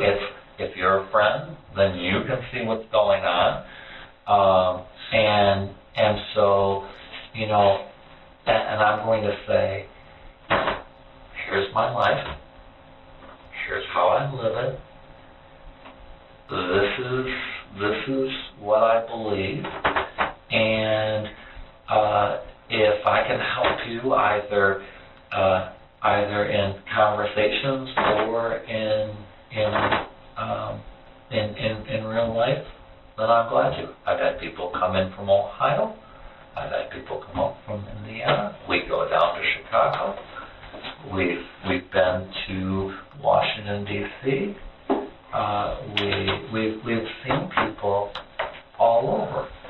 So when you have and I'll tell you, and I said the same thing when I was talking to Julie yesterday. I've looked at the gay or fetish community. Do you know how many alpha males there are in the entire state of Michigan? How many? I've only met 2. And you're one of them. No, you're one of 3 then. If I classify myself as one, there are only 2 others that I've met in the entire state. And that includes your friend, correct? Well, I mean, he's in my pack. He's in my group. He's sure exhibiting alpha characteristics or dominant characteristics of his own, so we had to kind of separate a little. But if you were to talk to him and say, what's elite goes to you? He'd say, he's my alpha. So you're the leader of a pack. We use that pack dynamic. Okay. You know, I mean, it's very common for that. And like I said, I look at it, and when we all show up to an event or we get together, yes, the 3 of us, we mark out different areas. I've met people who are alphas in, well, we went to New York City. You know, and I say, I toyed with the alpha in New York City just to see how he protected his people, see how he made sure that men that he was looking out for could go out to a social event, have a good time, get what they needed, and make it home. And so when I got too close, and when one of his group noticed me and paid me a little bit too much of attention, he took his group and he moved them off. And then the person that he had as this little soldier in arms closed up the circle and folded his arms and eyeballed me. It's like we moved from there to here because of you. Oh, good to know. But that's all a matter of looking at how or what men need. What's the punishment if you were to intrude? I mean, is there, so that soldier of arms protected that group. What would have happened based on your experience, if you still would have? Well, you know, what would be the recourse? I'm not going to intrude like that. Yeah, but I mean, hypothetically, what would happen? Well, in all likelihood, I call it circuit because he had a shirt with just said circuit on it. Gotcha. That was at the very first, he'd address me directly and say, back off. I would hope. Right. If he were a more aggressive type, if he were a little bit more unhanded, then what? He just looks at me and throws a punch. You know what? You know darn well that happens. Well, it happens, and I'm not familiar with the fetish culture, so well, I want to make sure I understand that dynamic. There are plenty of people who swing punches. It happens. Okay. You know, Has it happened to you? No, it hasn't. I have met people who have swung punches, right, and I know who they are, okay, and I steer clear of them. But no one has ever gotten violent with me. What about in your pack? Do you have the same precautions? So you're the alpha. You have your people who are who look up to you? I forget what you call, what terms do you... Well, you've got alpha mates, you've got omegas, Yes, you've omegas. got betas. Okay, so if another alpha were to kind of get too close to some of your omegas, do you have somebody like a soldier at arms as you described? I haven't put together that rigid or tight of a structure. That's something that just hasn't been available to me because, and this would go back to the trust situation, because the people who have been in my life have been paid by the trust. And it has become very apparent that they've been paid in one way or another. Okay. Lots of ways to buy someone. And I meant to ask you a long time ago, I forgot, and I apologize. Did Kevin pay you for your time? Like when you were, did he? So No. Could you have mentioned massages were $200 an hour and then $15 for a day? Look. So that was nothing? In this situation, it was no money. Gotcha. Okay. So here's another question I have. And okay. What was, you said you ate a and that you cooked them, and you're saying that you've had them before, but then you're relating to oysters. Have you ever been requested in the past to do something that you did to Kevin, where they were down or they wanted to end their life? Have you ever assisted? No, there have been people who have hinted at it. Okay. There have been people who, just kind of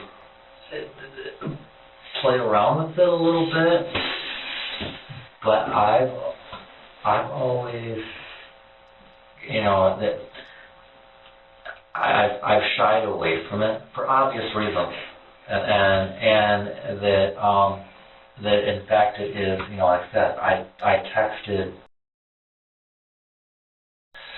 because he was a little bit more, I'm going to say involved or contacted with people who, not in the leather fetish world, not in the gay world, but are aggressively seeking that. And, that I have actually had at my house, and some of the stuff that I have there is from him. It was stuff that he had left behind, and that with that, like I said, I played the fetish role with it, but at the end of the day, with that, I actually bought him a ticket to because. But who? And this is why, is that as we were playing out the fetish role that, that he came forward with, that he always went back to the thing of he was really concerned about his mom.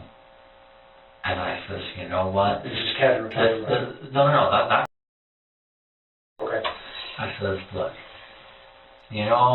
when I really put the screws to you, all you could do was think about your mom. You're in New York. Your mom's in.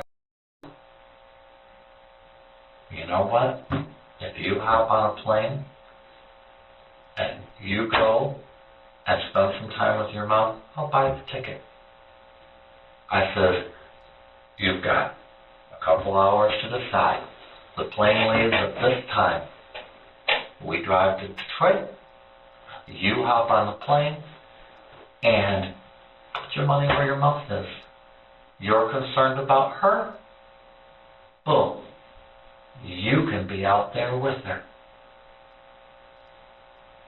He sat down, he thought about it for a minute. He says, put me on the plane. Down to Detroit we went. Boom, off he went. And so, you look at it and you say, sometimes you put someone into a crisis position and their response is, whoa, wait a minute. Sometimes you put someone into a crisis position and their response is, I'm ready. And that's the, here was someone who had actually also talked to me about, stuff like that, just as in the fetish world. And, it's like the end result was, oh, you know what? You need to go see your mom. And your mom does not need to see all of this leather here. She doesn't want to see that. Right. She wants to. I said, you've got nothing on your back. Get the hell out of here and go see her.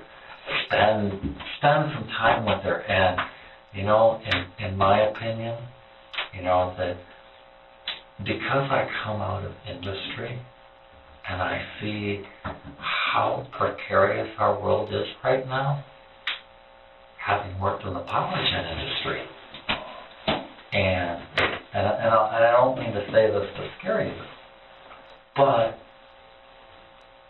when little companies like GE couldn't keep power plants that are running in, states like Arkansas and North Carolina from blinking, and they've thrown in the towel because they don't know how to fix them, we've gotten to the point where our society is so intricate and so precarious that, in my opinion, I'm looking at it and I'm saying, I don't really see an out that doesn't bring some of the things that people have been just kind of wondering about for a long time to a reality. And that's one of the reasons why I've looked at it and said, I don't think you guys can keep the lights on. Now that may be very fatalistic, but I also look at it and I say, that's reality. And so I'm spending a little bit more time, just as his mom is, learning how to, I'm going to say, live off the land. And so that's the point. Yeah, what are, I think you made a distinction between the leather fetish world, and then are there different fetishes within each kind of world? So leather fetish, or are they all kind of the same versus steel, or, because I've looked at the text messages and I know that you had asked him, you had made reference. Is there a difference in what they're seeking? It's all over the board. Okay, so, and I don't know if you really directed you because you've been honest with us, and Lucas, I appreciate that. I have a feeling this probably wasn't the first person where you helped them end their life. And maybe I'm wrong, but and I'm not trying to be disrespectful. I'm trying to sit back and visualize how this all played out. And with your demeanor, you're so calm, and I'm just wondering, is this really the only person that that this has happened with? You're completely wrong. Okay. However, and I'm going to put a however in there. As we started the conversation, exactly where is Mark Latunski? Now,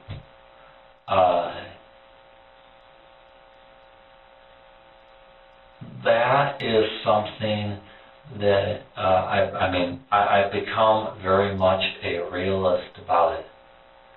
Things that I remember from my childhood, I remember going out into a field with Lawrence Dean and with a shovel burying something. When I was this big, in the location that has now been converted into the cemetery that contains the cemetery plot for Mark Latunski. Dealing with that reality in a very mature way. Did I bury this, whatever was left of it, at that point? I don't know. How old do you think you were? Well, the last record of Mark Latunski was 1972. Yeah, I'm saying the person I'm looking at now, how old were you as a physical person? How old was I when that happened? I was maybe 5, 6. And how old? Okay. So at the property that you're at now, at the house right now, have you buried anything on the property? Have I buried anything on the property? Let me give you another piece of paper. Okay. If the house is here, okay, my dog Lad is buried here. Okay, so you buried a dog. I buried the dog. Respectfully. What else have you buried? I have buried a horse. And actually, I didn't bury the horse. When the horse drank the water out of the barn, it went crazy and dropped dead. And so the neighbor came over and he buried that horse right there. Can you write horse? Horse. And then dog? Dog. Have you buried anything else? Because I'm going to have a cadaver dog go out and just do a property sweep, just so we cover our bases. You can cover your bases. There are, to my knowledge, there is absolutely nothing there buried. Okay. Have you taken the life of anybody else? I'm speaking. To my knowledge, no. Okay. What do you mean to your knowledge? I have not taken anybody. I'm telling you, this is the first time I've ever done anything like this. Because you did it so neat and clean. Did you clean up that room at all after he was passed and after you had hung him by his feet? Did you do a lot of cleaning down there? No. You can flip it over because this is receiving. I took the sand where the blood was there, and I shoveled out one bucket that had bloody sand, and I put it on the hyacinths and actually the hole had been dug when I was planting the hyacinths because I ran out of hyacinths in the fall, and so the rest of the hole was already there, but there was one hyacinth that was left exposed, and I just took that one bucket of sand and I put it right there. Just put sand with sand. And that is from basement. And it's right there. And it's right there. I mean, that has the blood on it. And that has the blood on it. So the cadaver dog will find that sand right there. Okay. If it doesn't, your cadaver dog is broken. Okay. I mean, it's just... I understand what you're saying. So. It's that simple. There's no way that dog won't be able to smell that. Okay.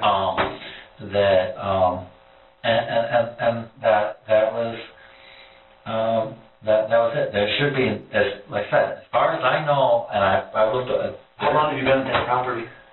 I've been at that property since 2001. 2001. I bought it in 2000. No, I bought it in 2001, and we moved in 2002. Okay. And that was, and I said we, okay. My family, or the people who were running the trust, purchased a girlfriend for me, And the easiest way to take care of somebody is to make them pretend that they love them. And so I did a fake marriage with this caregiver. Come to find out, if a DNA test were done, she's Mark Latunski's first cousin. Okay. So you kind of married her first, Latunski's first cousin. I married a biological first cousin of Mark Latunski. Okay. And the only reason that it all fell into place was that she looks just like her dad, just like her father looks nothing like her dad. And because I am second cousins to some of the Latunskis on one side, members of her family, her kids, are my third cousins. Okay. So they show up in my ancestry DNA. So I'm going through the probate system right now, trying to get my third cousins out of my pocketbook. Gotcha. What were you wearing when you put the knife in? Nothing.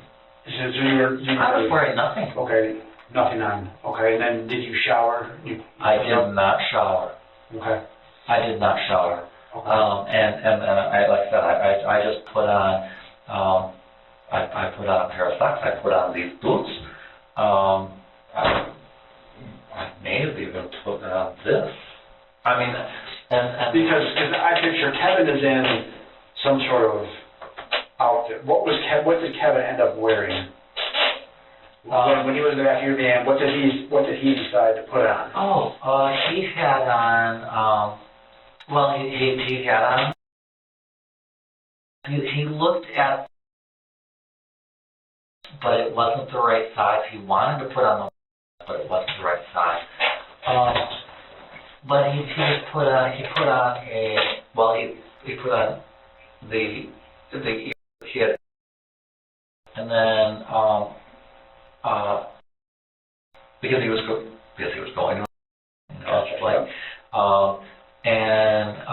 and then he had on the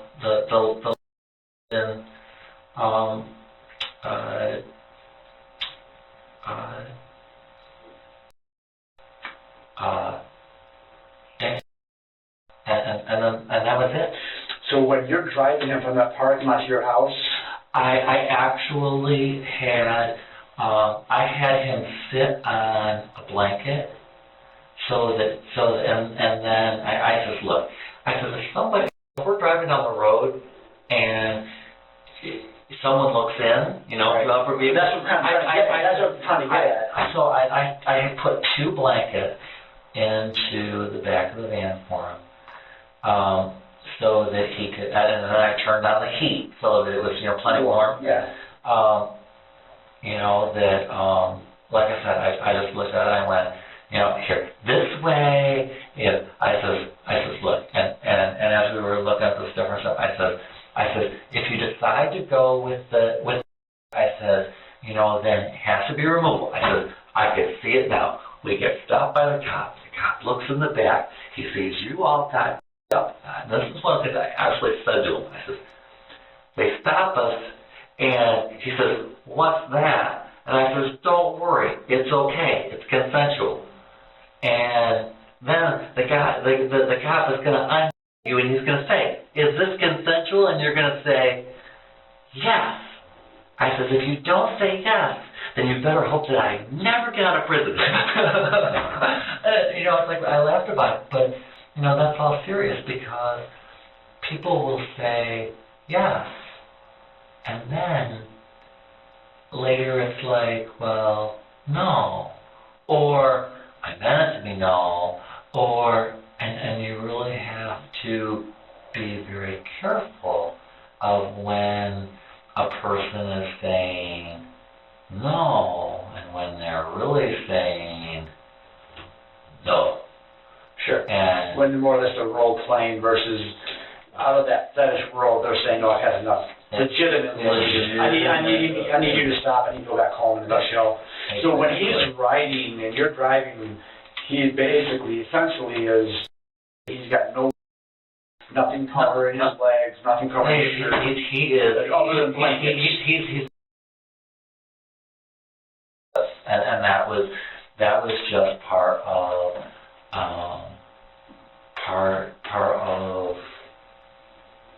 just. Well, let me ask you this. On the topic of, is Kevin the only person that you've taken the life of? Back in November, the troopers came out because there was somebody who ran from your house. He was, So, but I'm saying is, if that was a consensual act, at what point or what caused him to flee leads me to believe that Kevin isn't the only one. And so I'm trying to explain. Fair enough. And this is what I will say, is that, and I don't even remember the chap's name, is that he was playing along very well until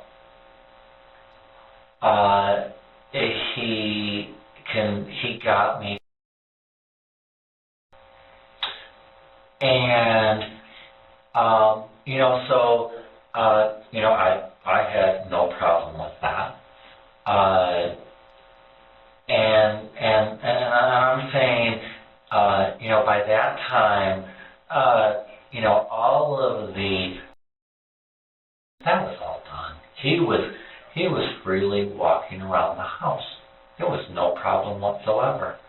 I in fact had taken my eyes completely off of him. That's like, you know what? Like, if you want to sit the upstairs, go ahead, sit the upstairs. Go, do what you want. It was interesting that at that point, and I don't know exactly what is going on inside of his head, but he had full ability to get his own clothes. They were right there. But he went to one of the most expensive pieces of leather articles that I own and put that on. Wasn't it like $300? Actually, there's 300, probably closer to 500. But yeah, I think that's what you told me. Several $100. Yeah. And it's like, okay, a bar vest, $50. You know what? A pair of jeans, $60. No big deal. He shinnies into something worth a couple hundred that was a very nice, like I said, I'm going to say the nicest piece of leather article that I have. And he decides to walk out the door with that. Now, I'm just saying, like I said, but didn't he go there wanting a sexual encounter with you? Yes. So then why would he freak out when... No, I'm sitting there and I'm like going, and then we went upstairs and it's like I went into bed and that was when he started, I was laying down, it's like, this doesn't offend you. No, it doesn't. I'm a grown man. Okay. And I'm looking at it and it's like, and he's just wandering around the place, and I'm laying there, I'm dozing off, and it's like, thinking this is no big deal. I'm just gonna take a little nap right now because I just, or at least he, and whatever it was, hear the door open. And I went, well, that's kind of weird. And I go to the door and I look out. I'm not wearing anything. And I look out the door and he's just walking across the yard. I mean, he wasn't in that leather. He had on my $300 leather kilt, and he's walking across the yard. Now, we'd already talked. He knew which neighbor he could go to who doesn't care for me at all. He walked past that house. He walked past the next house. And it's like I look at him, and then he books it 2.5, 3 houses down and decides to start climbing fences. I'm like going, you're stupid. What's going on here? And it's like, but then it was like, and my personal opinion is that he found the nicest piece of leatherware. He shimmied into it, and he was going to walk with it. And if he got out of sight where I didn't know where he was, boom, he could call somebody and say, look, and then go home with it. I actually had to go, I want my kilt back. And it's like, oh, that's your kilt? Yeah, I want my kilt back. Here are his clothes sitting in a dang pile right in front of the door. Okay. So I look at it and I'm not past that myself, because when I was younger, you know, and it's like, I mean, I did it myself with little articles. And it's like, well, gee, I don't have this, you know, this porn video. So it's like, you know, into the bag it went, and it's like, so I always have to be careful of that, because when you've got items of a fetish nature that are kind of expensive, Okay. for something to just disappear like that, no, you know, even if all the stuff with the trust and whatnot, I can't get at that money. Gotcha. So with these fetishes, do any of these people want it recorded? Do they want it recorded? Or do you record them? So I have videos of they're fantastic men. Love them. What about Kevin? No, I didn't record it. He didn't want it. It didn't come up. It didn't come up? It didn't come up. So there's no video of you and Kevin together, or you quickly ending his life, or anything like that? No, there isn't. And, as far as I know, there isn't. And I say that because for, when first got together with me, he was paid. And however it was that arrangement, whatever he got, just like the person that I was with before, and I talked to because I got very close, and he kind of said, okay, I'm not taking their money anymore, you know. And in some cases it was, I can see how you're turning the trust money back on, and I'm going to turn it back off on you.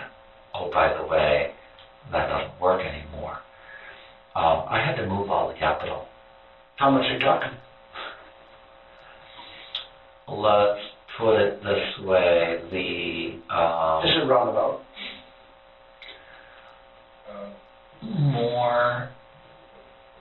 More than you could ever put a figure on. Okay. It's that big. All right. So and I don't mean as far as saying I'm okay with that. It's a lot of money. it's enough money so that you could buy someone, buy surveillance, and make sure that everyone around me is on the payroll easily. And so that was going on because I talked to him. I said, so whenever I'm talking to this person and the information that I give them, because I'm a scientist, I cross-check stuff. You know, I cut someone off and all of a sudden I get a message from this person. Hey, what's going on? I said, so whenever I'm talking to this person, they're relaying information back to them. He says, yeah, basically.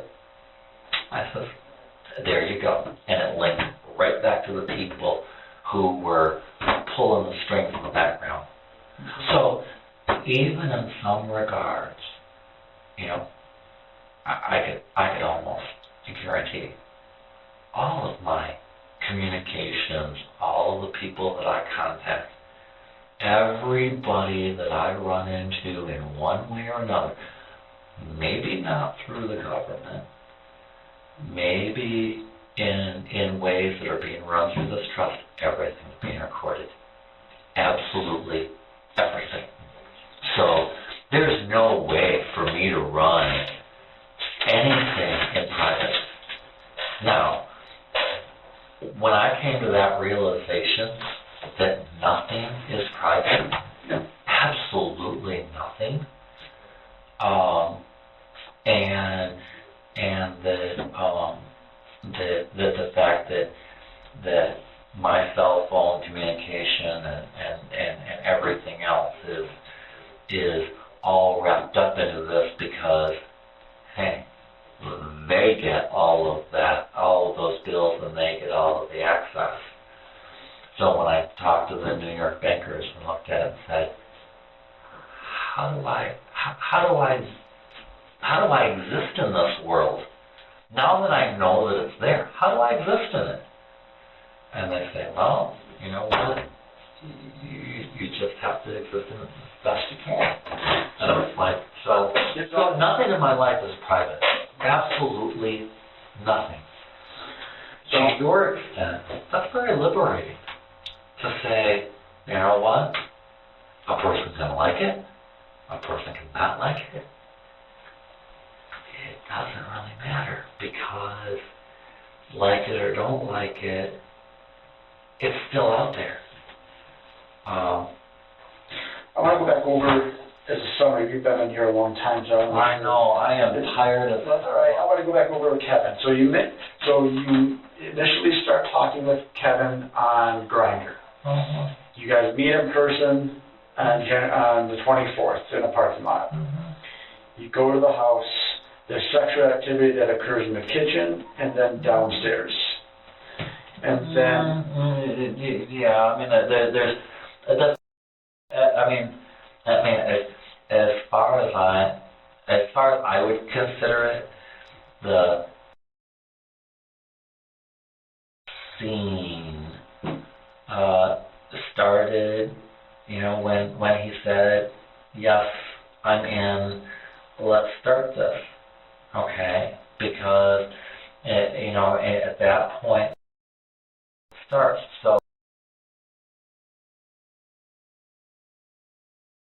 and that's why there were so many, and that was part of the play. It was what was going on, and then it was the discussions afterwards that continued it. So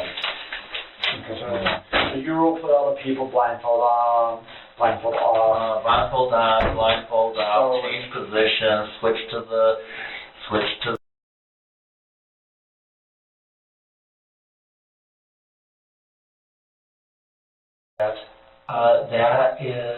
that is for flogging usually. Okay. So you know, I mean, it was you know the purpose of flogging, right? Don't know the purpose of it, but okay. Well, what it does is it brings it activates the blood vessels in the skin, so that the sensations of touch and feel are heightened because the nerves are activated. Gotcha. So the like that. So it was through an entire, each of the different movements that went through a different scenario. Okay. And So then, exactly how did Kevin say, what led to Kevin's death? He was telling you specifically what? well, I mean, it was a fairly long conversation. Yep, in summary. And in summary, I mean, he was talking about how many different times or in different little ways that he had that because he just had it's difficult. So yeah, so he's telling you previously, Mm-hmm. and then what you're saying is he asked you to do that for him. Mm-hmm. Okay. Yes. And it was part of that, and it was like, well, I mean, it's part of it as far as saying, how do you make sure that it's all there? It's like, well, I put all of this together, and he's looking at it and says, well, with the planning, and it's like, well, none of this was planned. This, it's like, you started laying this out, and this is what I put together for you to do this. And that's when the conversation turned in that direction, and it was like, well, these are the things that happened. It didn't necessarily roll that way. It was just a matter of that, and then it's like, yeah. So, and then it was a matter of piecing the different things together. So when he told you that, was that knife already down in the basement, or did you go up and get it? No, I actually went up and got it and then brought it down. So no, it was not down there. Okay. I mean, it was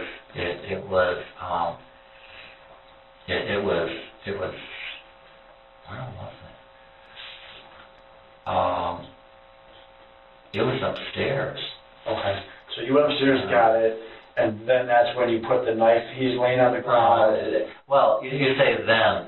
I mean, this was we had actually talked for, and I can't even put a time on it. I mean, it was there were lots of pieces of the discussion of what was there, but like I said, at the point, it's like, well, there's different ways. He asked me to go up and get the sword. I mean, I do have a sword. It's just not sharp. I'd gotten the sword at the Renaissance Festival. It's never been used. It's just an ornament over the mantle. No big deal. But even with that, I looked at my and said, it's not sharp. That's wrong. Okay. I can't do that. I can't do that. So where was the knife when you got it? Was it in your bedroom or was it somewhere else? I think it was. Where was it? It was in the kitchen. Okay. It was in the kitchen. In the kitchen. Okay. So then you go downstairs, and eventually you do the knife kind of back here on his neck. Yeah, I mean, you said he went unconscious. Yeah. Yep. And then you lift up his face and. That was after when this didn't happen quick enough, and that was when they'll probably see. I mean, if they look at it, that's what they'll find.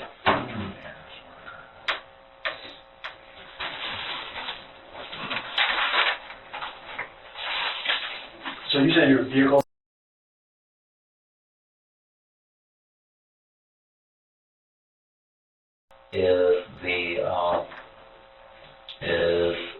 apartment building. Right. And so. And that's where you think the van is. Sure. That's that Santa Fe. That's the Santa Fe. Now, if you guys take that, it's not going to have any transportation. Is that something that you're planning on doing, I don't know. seizing that vehicle? I don't know. You know, I mean, or is this something? we got to look at it. Okay. Because that's what Kevin wrote in, right? So we have to look at it. Yeah. If you have to look at it, then look at it. That's what we're going to do. Okay. So then you stab him in the back, and then back there on his mouth. It was.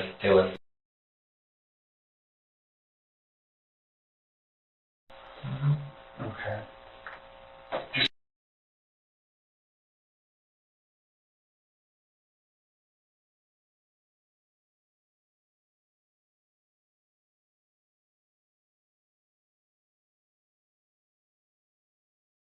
Probably. You know, it's an apartment. Oh, yeah, I get it. But if it's during the day, then you'd probably catch the vehicle at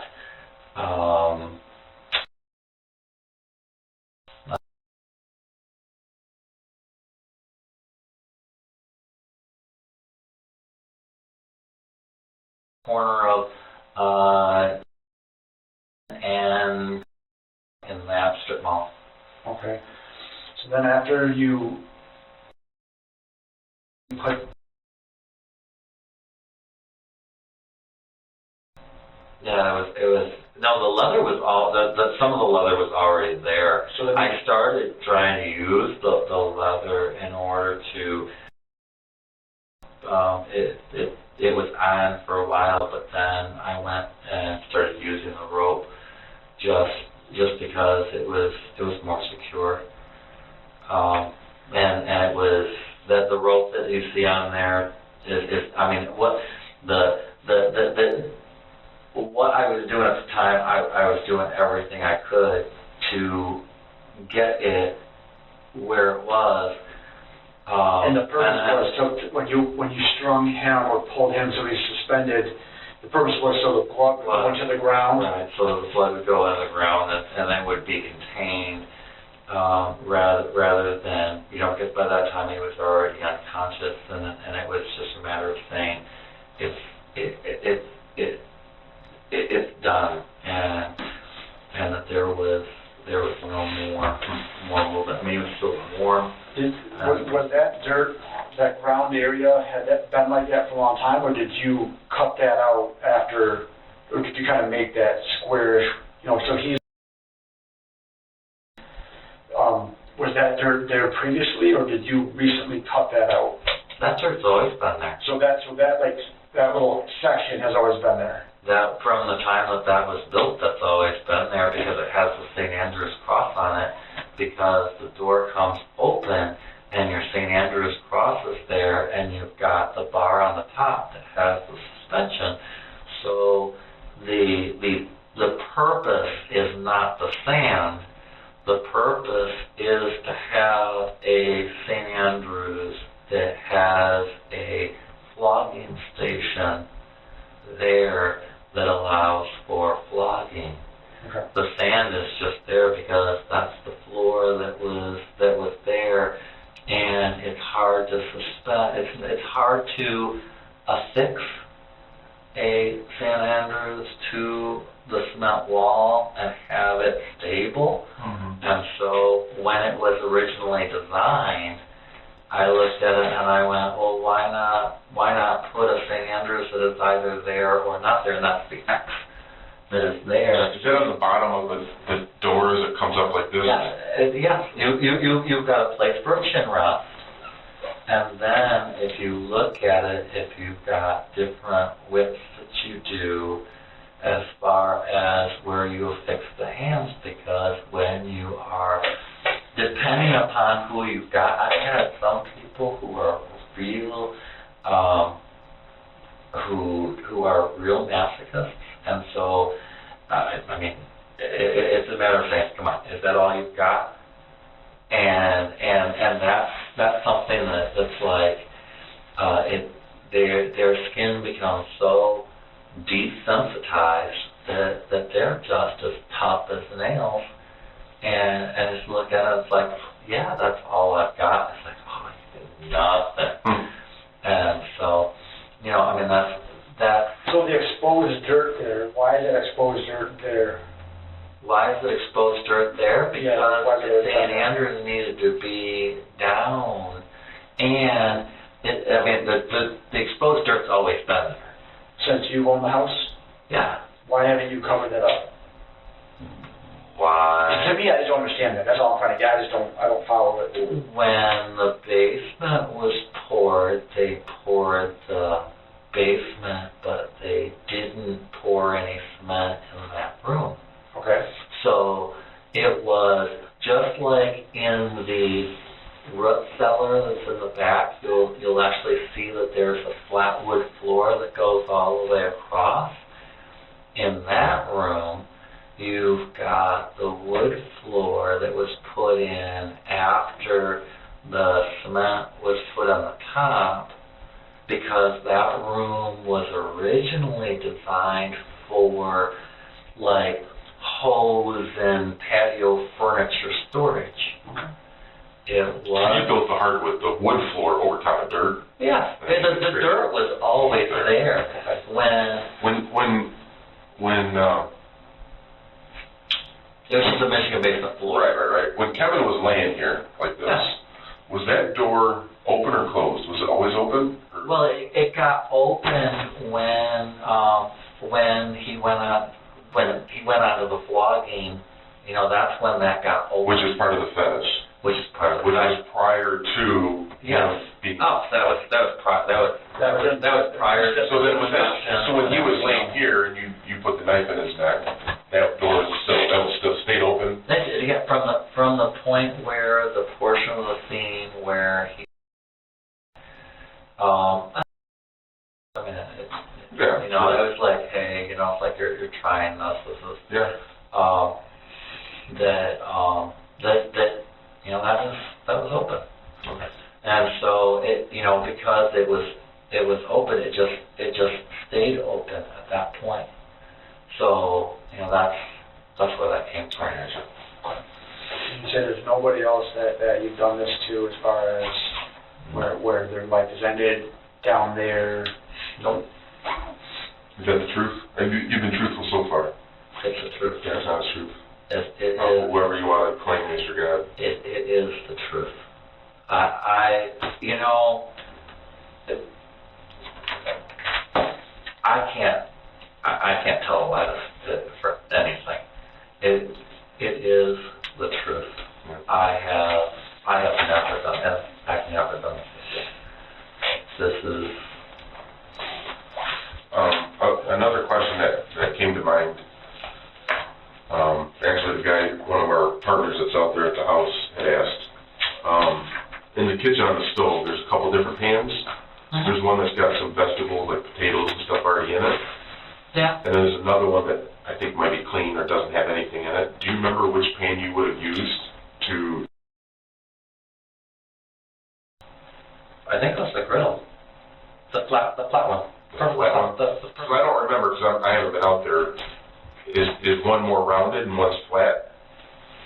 Well, I distinguish between the two. I use cast iron. Okay. Okay. And you know, so the I mean, you don't remember which one?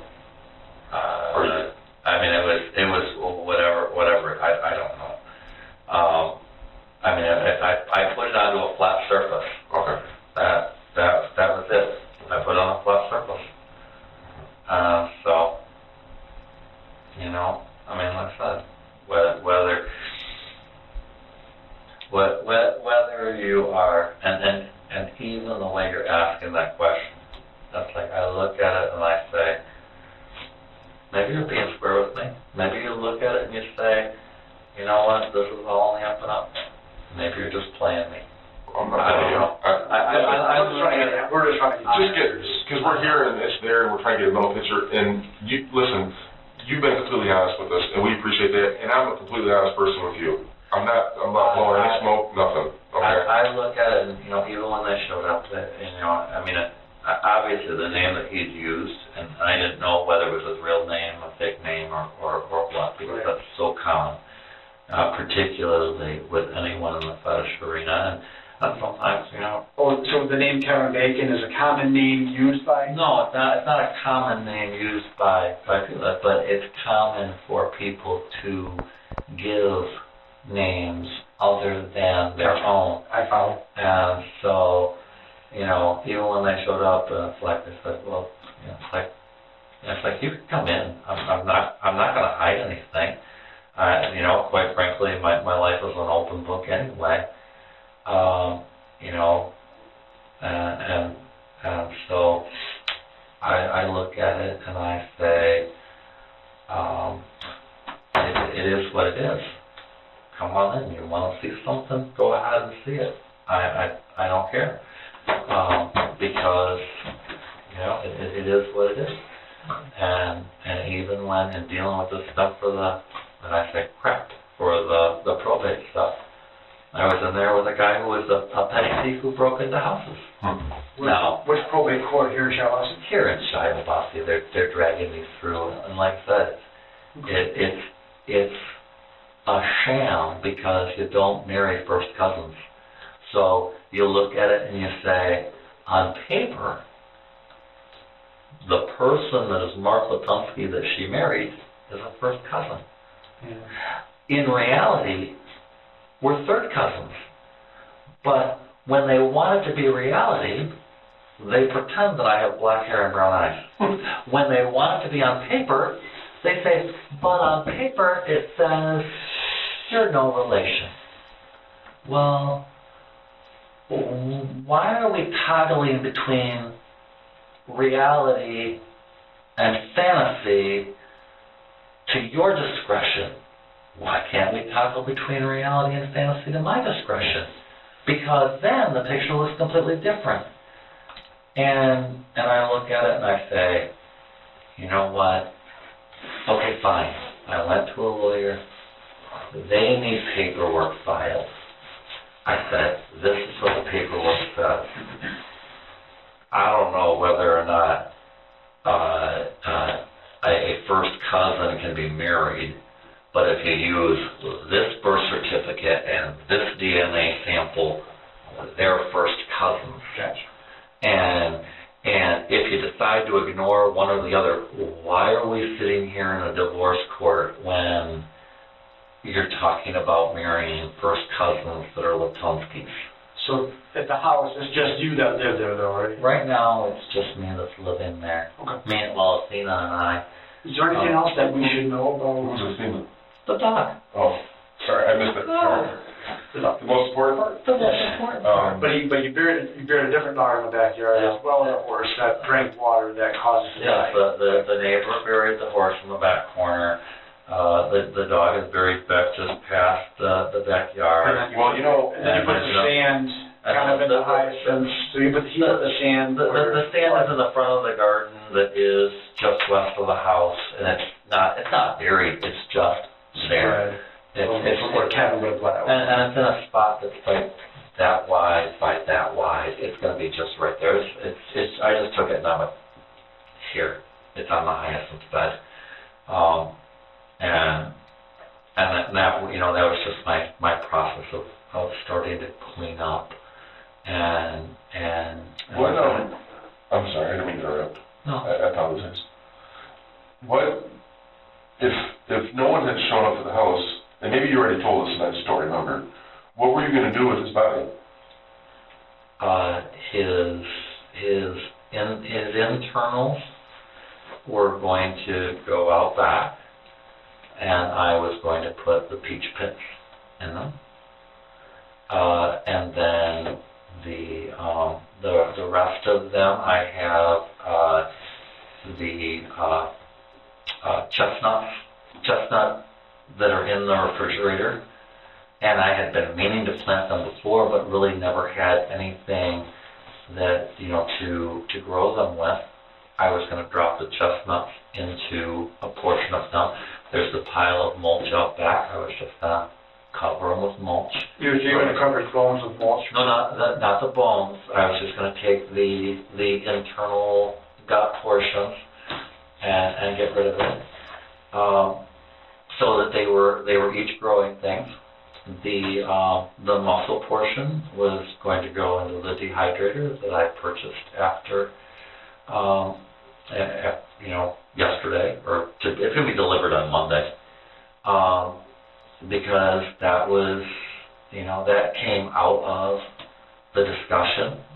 So I didn't have anything, planned for it at that point. And then I was just going to, crush up the bones into bone meal, and then see if, essentially, seasoning. What? Seasoning, is that what you said? No, grind them up into bone meal, and take the bone meal and pair them with tulip bulbs, and figure out some way to, just have them appear somewhere. Mm-hmm. It's like in memory or honorable. Just however it worked. If it's a matter of getting it to happen, so that.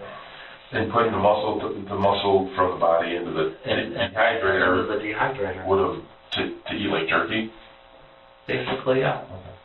Jerky it up, and that's I know a lot of people don't understand that, but it's like I look at it and. No, we're open to a lot of things. And I say it is what it is. It's a matter of just making it happen. So. We're going to take a quick break and we'll get right back with you.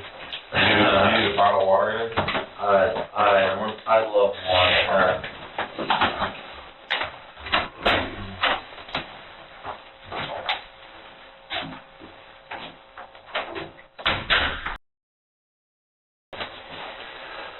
Okay. Well, at this point, we are going to put you back in that cell there. And under the circumstances, you're going to be going to jail tonight until so we can figure out exactly what the prosecutor wants to do. All right. Okay. So with that, a uniformed trooper will take you over to the Shiawassee County Jail. You know that the prosecuting attorney here doesn't like. I think she doesn't like me. You can take that water. We'll put you in the cell over here, and then